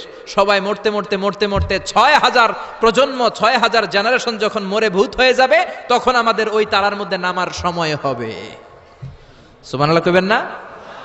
গ্রিক সভ্যতার সময়কালে গ্রিকদের একটা সভ্যতা আছে, নাম শুনছেন না? গ্রিক সভ্যতা, মিশরীয় সভ্যতা, মেসোপটেমিয়াম সভ্যতা, ইনকা সভ্যতা, মহেঞ্জোদারো সভ্যতা, চিচেন ইৎজা সভ্যতা। তো এই যে গ্রিক সভ্যতার সময়কালে কেউ যদি এই প্রক্সিমা সেন্ট্রাইতে এই রকেটটা দিয়ে যাওয়া শুরু করত, তাহলে 2018 সালে তাদের পুরো সফরের মাত্র 4% কমপ্লিট হতো। 96% ট্যুর তখনও বাকি থেকে যেত। চিল্লায় পড়েন আল্লাহু আকবার। ওই আল্লাহ ডেকে বললেন, গোলাম ওয়ালাকাদ যায়্যানাস সামাআদ দুনিয়া বিমাসাবিহা ওয়া জাআলনাহা রুজুমান লিশ-শায়াতিন। এরকম বিশাল বিশাল তারকারাজি দিয়ে, তারা দিয়ে প্রথম আকাশটাকে আমি আল্লাহ সুশোভিত করে দিয়েছি। পড়েন সুবহানাল্লাহ। তো এরকম তারা কি মহাশূন্যে শুধু একটা আছে? কত হাজার আছে কেউ জানে না। চিল্লায় বলেন ঠিক কিনা? সূরাতুল মুলক অনেক লম্বা, তো আমি হাইলাইটেড জায়গাগুলো নিয়ে আপনাদের সাথে কথা বলি। এরপরে রাব্বুল আলামিন প্রথম রুকুর শেষের দিকে বললেন, ওয়া আসিররু কাওলাকুম আও ইজহারু বিহি ইন্নাহু আলিমুম বিযাতিস সুদূর। ও গোলাম, তোমরা আস্তে কোনো কথা বলো, প্রকাশ্যে বলো কিংবা গোপনে বলো, কেউ শোনে না, শোনে কে?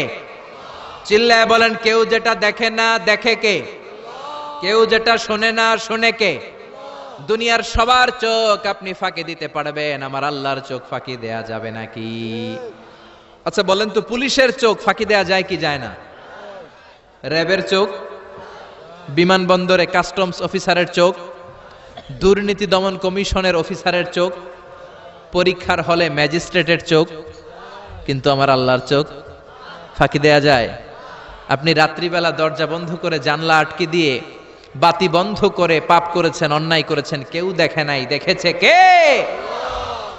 এরপরে আল্লাহ বললেন, আওয়ালাম ইয়ারাউ ইলাত তায়রি ফাওকাহুম সাফাতিন ওয়া ইয়াকবিদনা মা ইউমসিকুহুন্না ইল্লার রহমান ইন্নাহু বিকুল্লি শাইইন বাসীর। আল্লাহ ডেকে বললেন, গোলাম ওরা কি পাখির দিকে তাকায় না?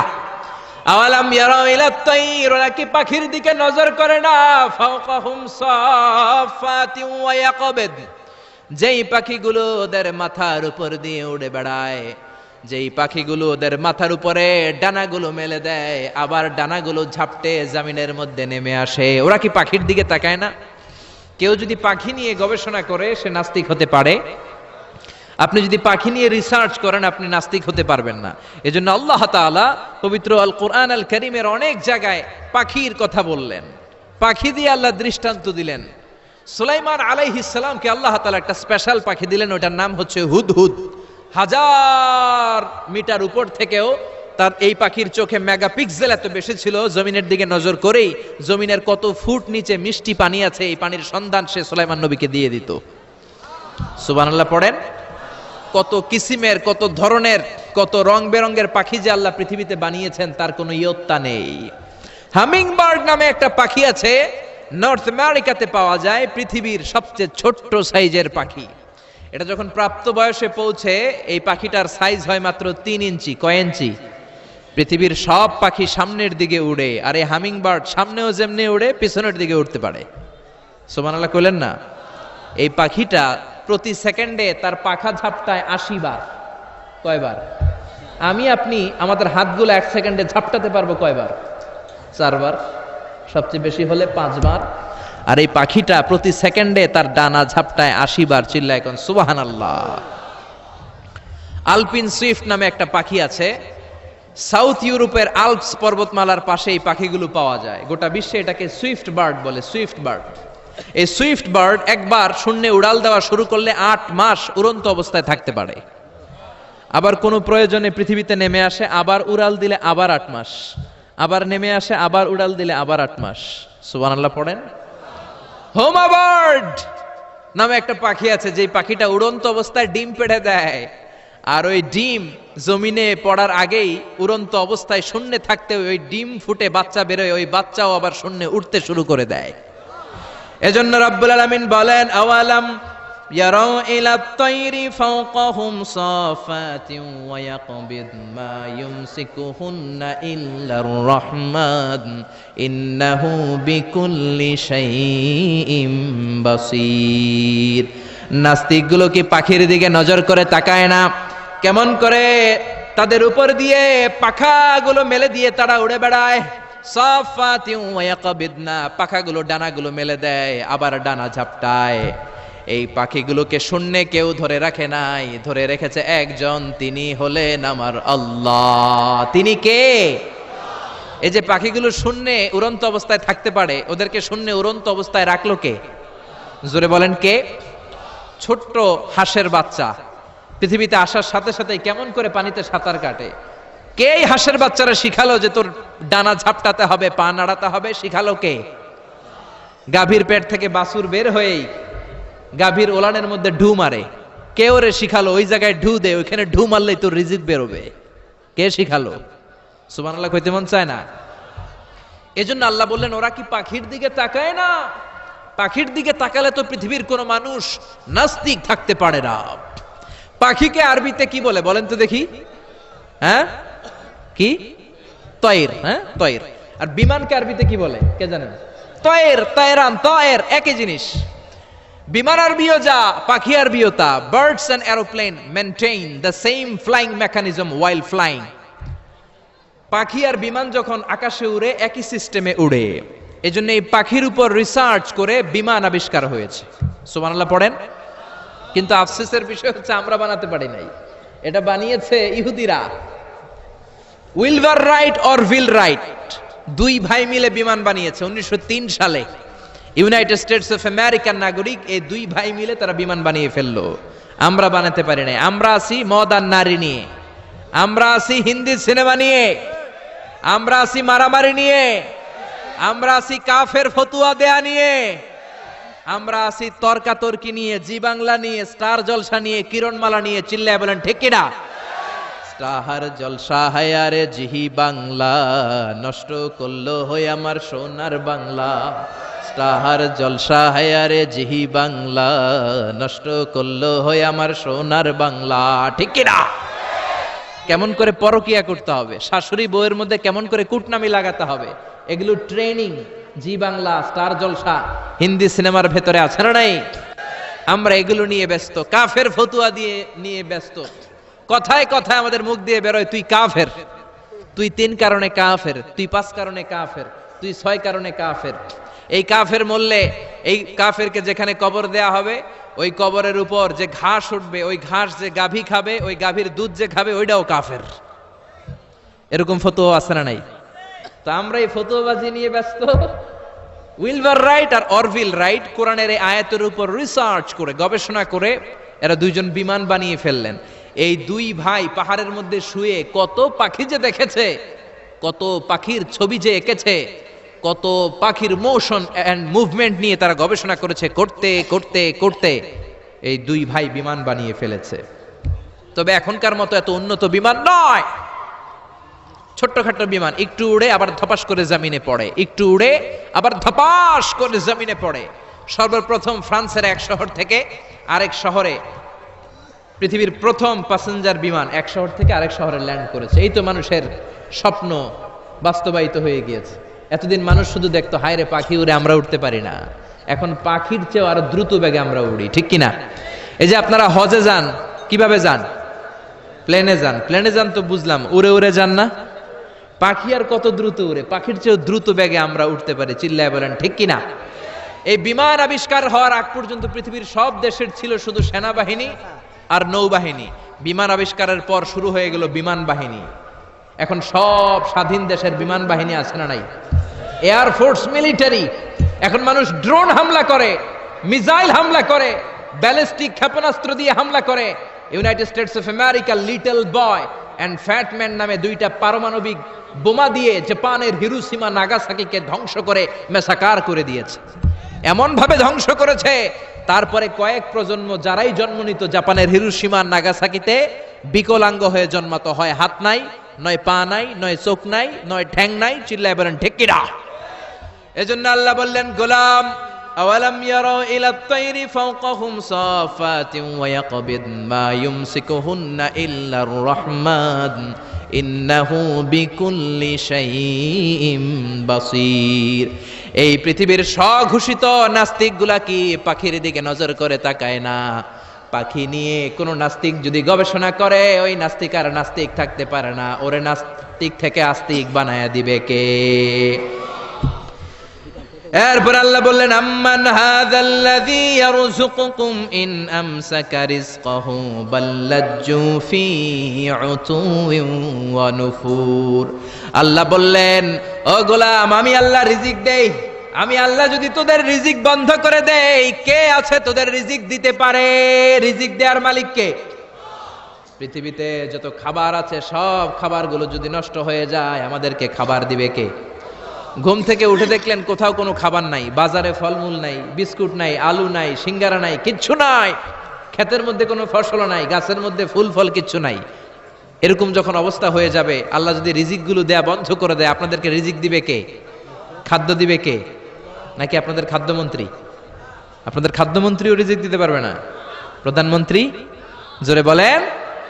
এজন্য আল্লাহ বললেন, আমা মিন দাব্বাতিন ফিল আরদি ইল্লা আলাল্লাহি রিজকুহা। এই জমিনের মধ্যে যত ধরনের প্রাণী আছে, মাছ আছে, পশু আছে, সব প্রাণীগুলাকে, মানুষগুলাকে রিজিক দেয় কে? তিমি মাছগুলো সকালবেলা সাগরের এই মাথা থেকে ওই মাথা যায় খালি পেটে, বিকেলবেলা পেট ভর্তি করে তিমি মাছটারে ফিরায় দেয় কে? বাবুই পাখি সকালবেলা বাসা থেকে খালি পেটে বের হয়ে যায়, বাবুই পাখির পেট ভর্তি করে বিকেল বেলায় বাসায় ফিরিয়ে দেয় কে? রিকশাওয়ালা সকালবেলা আল্লাহর নাম নিয়ে খালি পকেটে রিকশা নিয়ে বের হয়ে যায়, বিকেল বেলা রিকশাওয়ালার পকেট ভর্তি করে রিকশাওয়ালাকে বাড়িতে ফিরায় দেয় কে? এজন্য রিজিক দেওয়ার মালিক একজন, তিনি কে? চিল্লায় বলেন না, তিনি কে? আল্লাহ ছাড়া কেউ রিজিকের ব্যবস্থা করতে পারে না।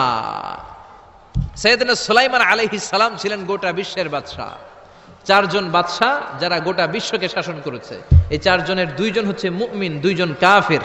কাফেরের একজন হচ্ছে নমরুদ, আরেকজন হচ্ছে বখতনাসর। এই বখতনাসরকে ইংরেজিতে বলে Nebuchadnezzar the second. He was the constructor of the hanging garden of Babylon. ব্যাবিলনের শূন্য উদ্যানের নির্মাতা। এই দুইজন কাফির শাসক গোটা বিশ্বের বাদশা ছিল। আর মুমিন ছিল দুইজন, একজন সাইয়েদনা সুলাইমান আলাইহিস সালাম, আরেকজন হচ্ছে যুলকারনাইন। কোন সুবহানাল্লাহ। তো সুলাইমান আলাইহিস সালাম আল্লাহর জলিল কদর পয়গম্বর, আল্লাহরে বললেন, আল্লাহ তুমি আমারে গোটা বিশ্বের বাদশা বানালা, আমি চাই একদিন আমি গোটা বিশ্বের সব মানুষ প্রাণী আর মাছগুলোকে লাঞ্চ খাওয়াবো। লাঞ্চ কি খাওয়াবো? লাঞ্চ বুঝেন তো আপনারা? লাঞ্চ মানে কি? দুপুরের খাবার। আচ্ছা, তো সাইয়েদনা সুলাইমান আলাইহিস সালাম ইচ্ছা পোষণ করলেন, আল্লাহ এই বর্ণনাটা মিনাল ইসরাইলিয়াত, ইসরায়েলি বর্ণনা, কিন্তু বর্ণনা করা যাবে, সমস্যা নাই। ওয়া হাদিসু আন বানি ইসরাঈলা ওয়ালা হারাজ, সমস্যা নাই, এটা আমাদের কোরআন বা হাদিসের কোনো আয়াতের সাথে কন্ট্রাডিক্ট করে না, এজন্য বর্ণনা করা যায়। তো সাইয়েদনা সুলাইমান বললেন, আল্লাহ গোটা বিশ্বের সব প্রাণীকুল, পশুকুল, পক্ষীকুল, মৎস্যকুল, মানবকুল, জিনকুল, সবাইকে আমি একবেলা কি খাওয়াবো? সবাই বলেন, কথা বলেন না।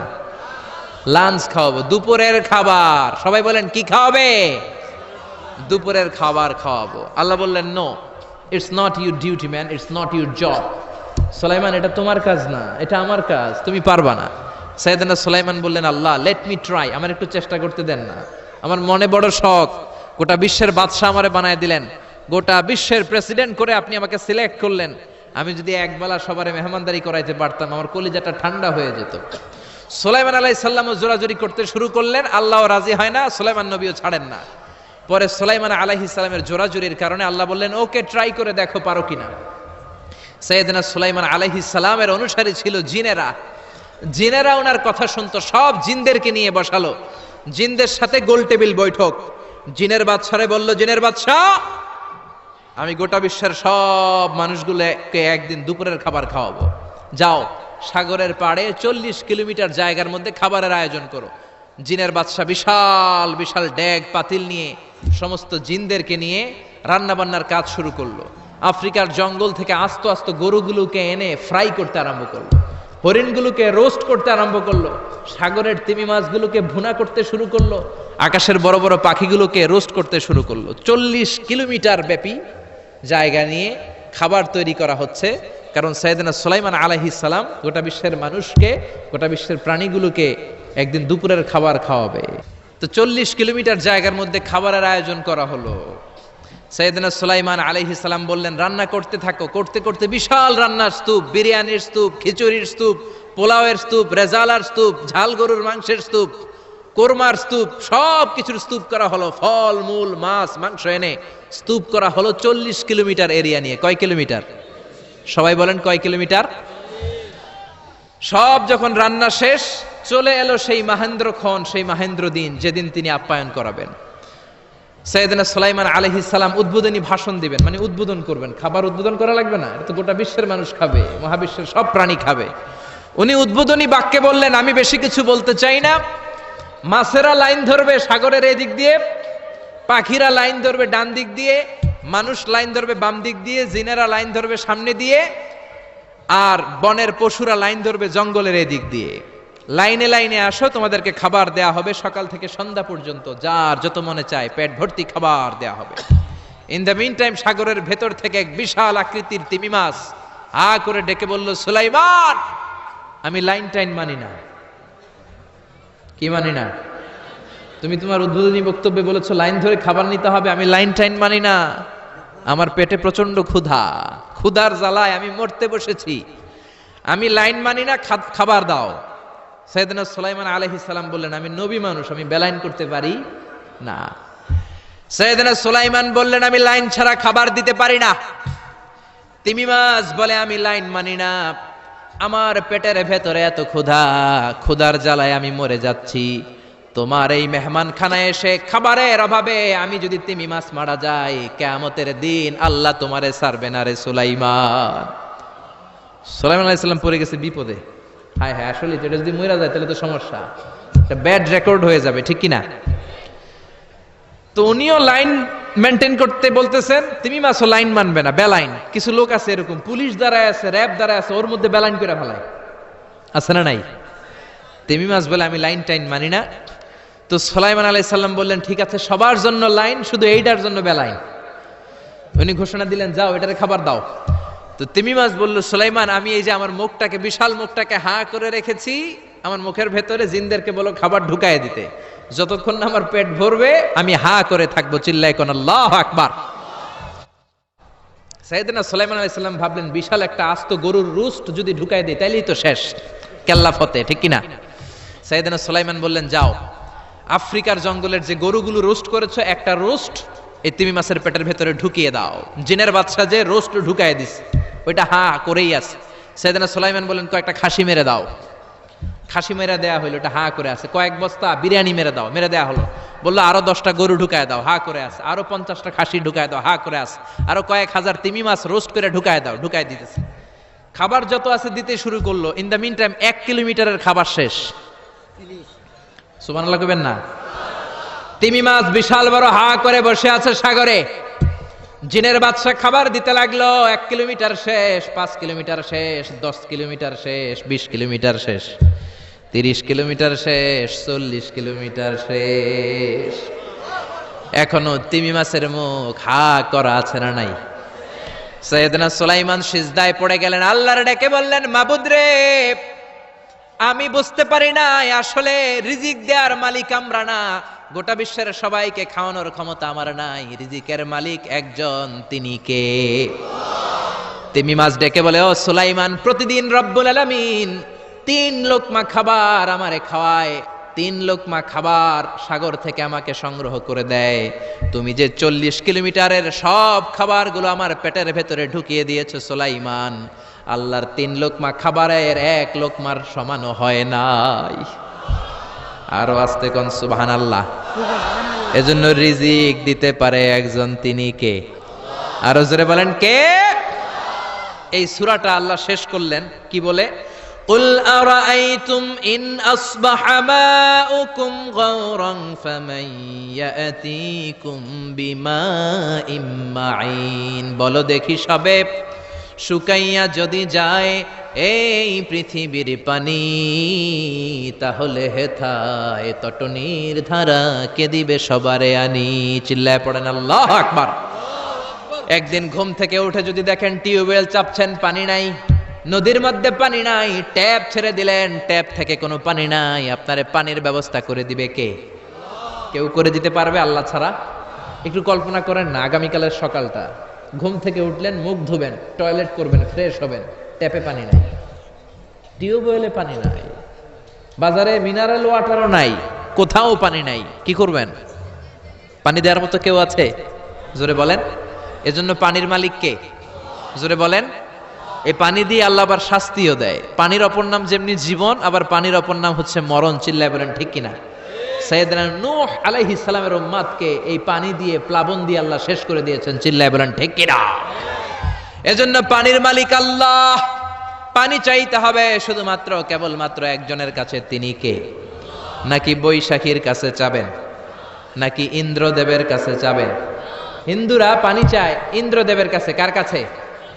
আর আমরা চাই বৈশাখীর কাছে। বৈশাখী মেঘের কাছে জল চেয়ে তুমি কাঁদবে, আমি চাই না, তুমি কাঁদবে, আমি চাই না। এরকম আছে না নাই? বৈশাখী তোমারে পানি দিতে পারে না, ইন্দ্রদেব পানি দিতে পারে না, কোন সরকার বাহাদুর পানি দিতে পারে না। পানি দিতে পারে একজন, তিনি কে? আল্লাহ মেঘ দে পানি দে, ছায়া দে রে তুই, আল্লাহ মেঘ দে। পড়েন পড়েন, আল্লাহ মেঘ দে পানি দে, ছায়া দে রে তুই, আল্লাহ মেঘ দে। পানি দেওয়ার মালিক হচ্ছে একজন, তিনি কে? কেউ যেটা পারে না পারে কে? কেউ যেটা দেয় না দেয় কে? এই পানি থেকে আল্লাহ মহাবিশ্বের সব সৃষ্টি করলেন। ওয়াজআলনা মিনাল মাই কুল্লা শাইইন হাই আফালা ইউমিনুন। আমি পানি থেকে তোমাদের সবাইকে বানালাম, তারপরেও কি ওরা ঈমান আনবে না? ১৫০০ বছর আগে আল্লাহ কোরআনে বললেন, আমি পৃথিবীর সব প্রাণগুলোকে বানিয়েছি পানি থেকে। কোত্থেকে? জোরে বলেন। বিজ্ঞানীরা এখন স্বীকার করছে যে পৃথিবীর সর্বপ্রথম প্রাণ পানি থেকে এসেছে। চাঁদে পানি নাই, তাই প্রাণও নাই। মঙ্গলে পানি নাই, তাই প্রাণও নাই। জুপিটারে পানি নাই, তাই প্রাণও নাই। কোন গ্রহে একটা ফোঁটাও পানি নাই, তাই প্রাণও নাই। পৃথিবীতে পানি আছে, তাই পৃথিবীর মধ্যে প্রাণ দিয়ে পৃথিবীটাকে চমৎকার করে তৈরি করে দিয়েছে কে? বিজ্ঞানীরা বলে পৃথিবীর সর্বপ্রথম যে প্রাণকণা আবিষ্কার হয়েছে এটার নাম হচ্ছে অ্যামিবা। কি নাম? তারা বলে এটা পানি থেকে এসেছে। It's a very small unicellular organism in the world. পৃথিবীর সবচেয়ে ছোট এককোষী জীবকণা হচ্ছে অ্যামিবা। তারা বলে এই অ্যামিবা পানি থেকে এসেছে, তারপরে এসেছে জুপ্লাঙ্কটন, ফাইটোপ্লাঙ্কটন, ব্যাকটেরিও প্লাঙ্কটন, হোলো প্লাঙ্কটন। এইভাবে যত প্রাণের যত স্পিসিজ আছে, প্রজাতিগুলো ডেভেলপ করেছে, সবগুলোকে পানি থেকে তৈরি করলো কে? আবার আল্লাহ ডেকে বললেন, গোলাম পানিকে আমি দুই কিসিমের করলাম, কোথাও আমি দিয়ে দিলাম লোনা পানি, আবার কোথাও বইয়ে দিলাম মিঠা পানি। আছে না নাই? সাগরের মধ্যেও দুই ধরনের পানি, কালো পানি, নীল পানি একই সাগরের মধ্যে বয়ে যায়, কিন্তু মাঝখানে অদৃশ্য ব্যারিকেড দিয়েছে কে? মারাজাল বাহরাইনি ইয়ালতাকিয়ানি বাইনাহুমা বারযাখুন লা ইয়াবগিয়ান ফাবিআইয়ি আলাই রাব্বিকুমা তুকাযযিবান। একই সাগরের মধ্যে লোনা পানি, মিঠা পানি একটার একটার সাথে মিশে না। এক জায়গায় নীল কালারের পানি, আরেক জায়গায় একটু কালচে রঙের পানি একসাথে আছে, কিন্তু একটার সাথে আরেকটা মিশে না। দেখেছেন? কেউ দেখেন নাই? বাংলাদেশে আছে, কিন্তু গোয়ালন্দের ফেরিঘাটে ওইদিকে আছে। আমি মিশরে দেখেছি নীল নদের পানির সাথে ভূমধ্য সাগর, মেডিটেরেনিয়ান সি, এই পানির কোনো মিল হয় না। একদিকে নীল নদের পানি, আরেকদিকে ওই সাগরের পানি, দুইটা একসাথে বয়ে যায়, কিন্তু একটার কালারের সাথে আরেকটার কালার মিক্স হয় না। চিল্লায় বলেন আল্লাহু আকবার। আবার আল্লাহ ডেকে বললেন, গোলাম মিঠা পানির নদী দিয়ে বিশ্বটারে আমি সিক্ত করেছি। বাংলাদেশের জেলায় জেলায়, থানায় থানায়, আনাচে কানাচে মিঠা পানির নদী আছে না নাই? কথা কন। এই নদীগুলো মিঠা পানির নদী না হয়ে যদি লোনা পানির নদী হতো, আমাদের গাছপালাগুলো বাঁচত নাকি? এই সুন্দর ফুল সুন্দর ফল মিঠা নদীর পানি, আল্লাহ তোমার মেহেরবানি, তুমি কতই দিলে রতন, ভাই বেরাদর পুত্র স্বজন, ক্ষুধা পেলে অন্ন যোগাও, মানি চাই না মানি, আল্লাহ তোমার মেহেরবানি। পড়েন আল্লাহু আকবার। এজন্য পানি দিতে পারে একজন, তিনি কে? আবার আল্লাহ ডেকে বললেন, আন্না সাবাবনাল মাআ সাব্বা সুম্মা শাকাকনাল আরদা শাক্কা। যেখানে যতটুকু পানি দেয়া দরকার ততটুকু দিলাম। নারিকেল গাছের উপরে কাটলে কোনো পানি পড়ে না, কিন্তু খেজুর গাছের মাথায় যদি কেটে দেন শীতকালে মিষ্টি পানি আসে না নাই? একরকম না দেখতে?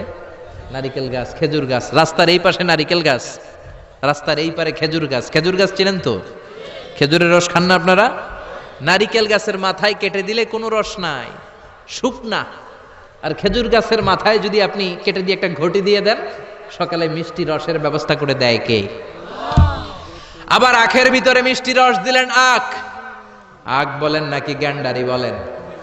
কুইশাল, হ্যাঁ কুইশাল, আখ, গ্যান্ডারি যেটাই বলেন। এই গ্যান্ডারি দেখতে যেমন, বাঁশের চিকন কচি কঞ্চিগুলো একরকম, ঠিক কিনা? এই গ্যান্ডারি, এই ইক্ষু মিলে ঈশ্বর দিতে আছে বাংলাদেশ। ঈশ্বর দিতেও আমরা যাই মাহফিলের জন্য, ওখানে সুগার মিলে ঢুকালে এখান থেকে গ্যান্ডারিগুলোকে, ইক্ষুগুলোকে প্রসেস করে ওই দিক দিয়ে মিষ্টি পানি বের হয়। গরম হিট দিলে এটা শুকনো খসখসে সুগার হয়ে যায়। সুবহানাল্লাহ কইবেন না? একই রকম দেখতে বাঁশের কঞ্চি, গ্যান্ডারি দেখতে যেমন, ইক্ষু দেখতে যেমন, বাঁশের কঞ্চিও দেখতে তেমন। গ্যান্ডারিগুলো, ইক্ষুগুলো সুগার মিলে দিলে রস বের হয়। বাংলাদেশের সব বাঁশগুলো কেটে কেটে সুগার মিলে দিলে এক ফোঁটা রস বেরোবে নাকি? জোরে বলেন, বেরোবে? এজন্য আল্লাহ বললেন, আন্না সাবাবনাল মাআ সাব্বা। যেখানে যতটুকু পানির দরকার ততটুকু দিলাম। ক্ষীরার ভেতরে যতটুকু পানি, কমলার ভেতরে ততটুকু নাই। তরমুজের ভেতরে যতটুকু পানি, আপেলের ভেতরে ততটুকু নাই। নারিকেলের ভেতরে যতটুকু পানি, ডাবের ভেতরে ততটুকু নাই। সুবহানাল্লাহ। চিল্লায় পড়েন সুবহানাল্লাহ। আবার পৃথিবীর সব পানিগুলো যদি টকবগে ফুটন্ত গরম হয়ে যেত, খেতাম কি? পান করার কোনো সুযোগ থাকতো না। জোরে কোন ঠিক কিনা? যদি দেখতেন যে পৃথিবীর সব জায়গার পানি ফুটন্ত গরম, এটা ঠান্ডা হয় না, আমরা খেতে পারতাম? কথা কন না। আপনারা যে পান করেন, গরম পানি না ঠান্ডা পানি? দিও তৃষ্ণা পেলে ঠান্ডা পানি ক্ষুধা পেলে লবণ ভাত আল্লাহ এই গরিবের শোনো শোনো মুনাজাত আল্লাহ এই গরিবের শোনো শোনো মুনাজাত আল্লাহ এই গরিবের। পড়েন না আমিন? আরে জোরে পড়েন আমিন। এজন্য পানি দেওয়ার মালিক একজন, তিনি কে? রিজিক দেওয়ার মালিক একজন, তিনি কে? সকল ক্ষমতার মালিক একজন, তিনি কে? এজন্য চাইতে হবে কার কাছে? জিকির করবেন কার? সেজদা দিবেন কারে? আরো জোরে বলেন কাকে? এটাই হচ্ছে সূরাতুল মুলকের শিক্ষা, দ্য সেন্ট্রাল থিম অফ সূরাতুল মুলক।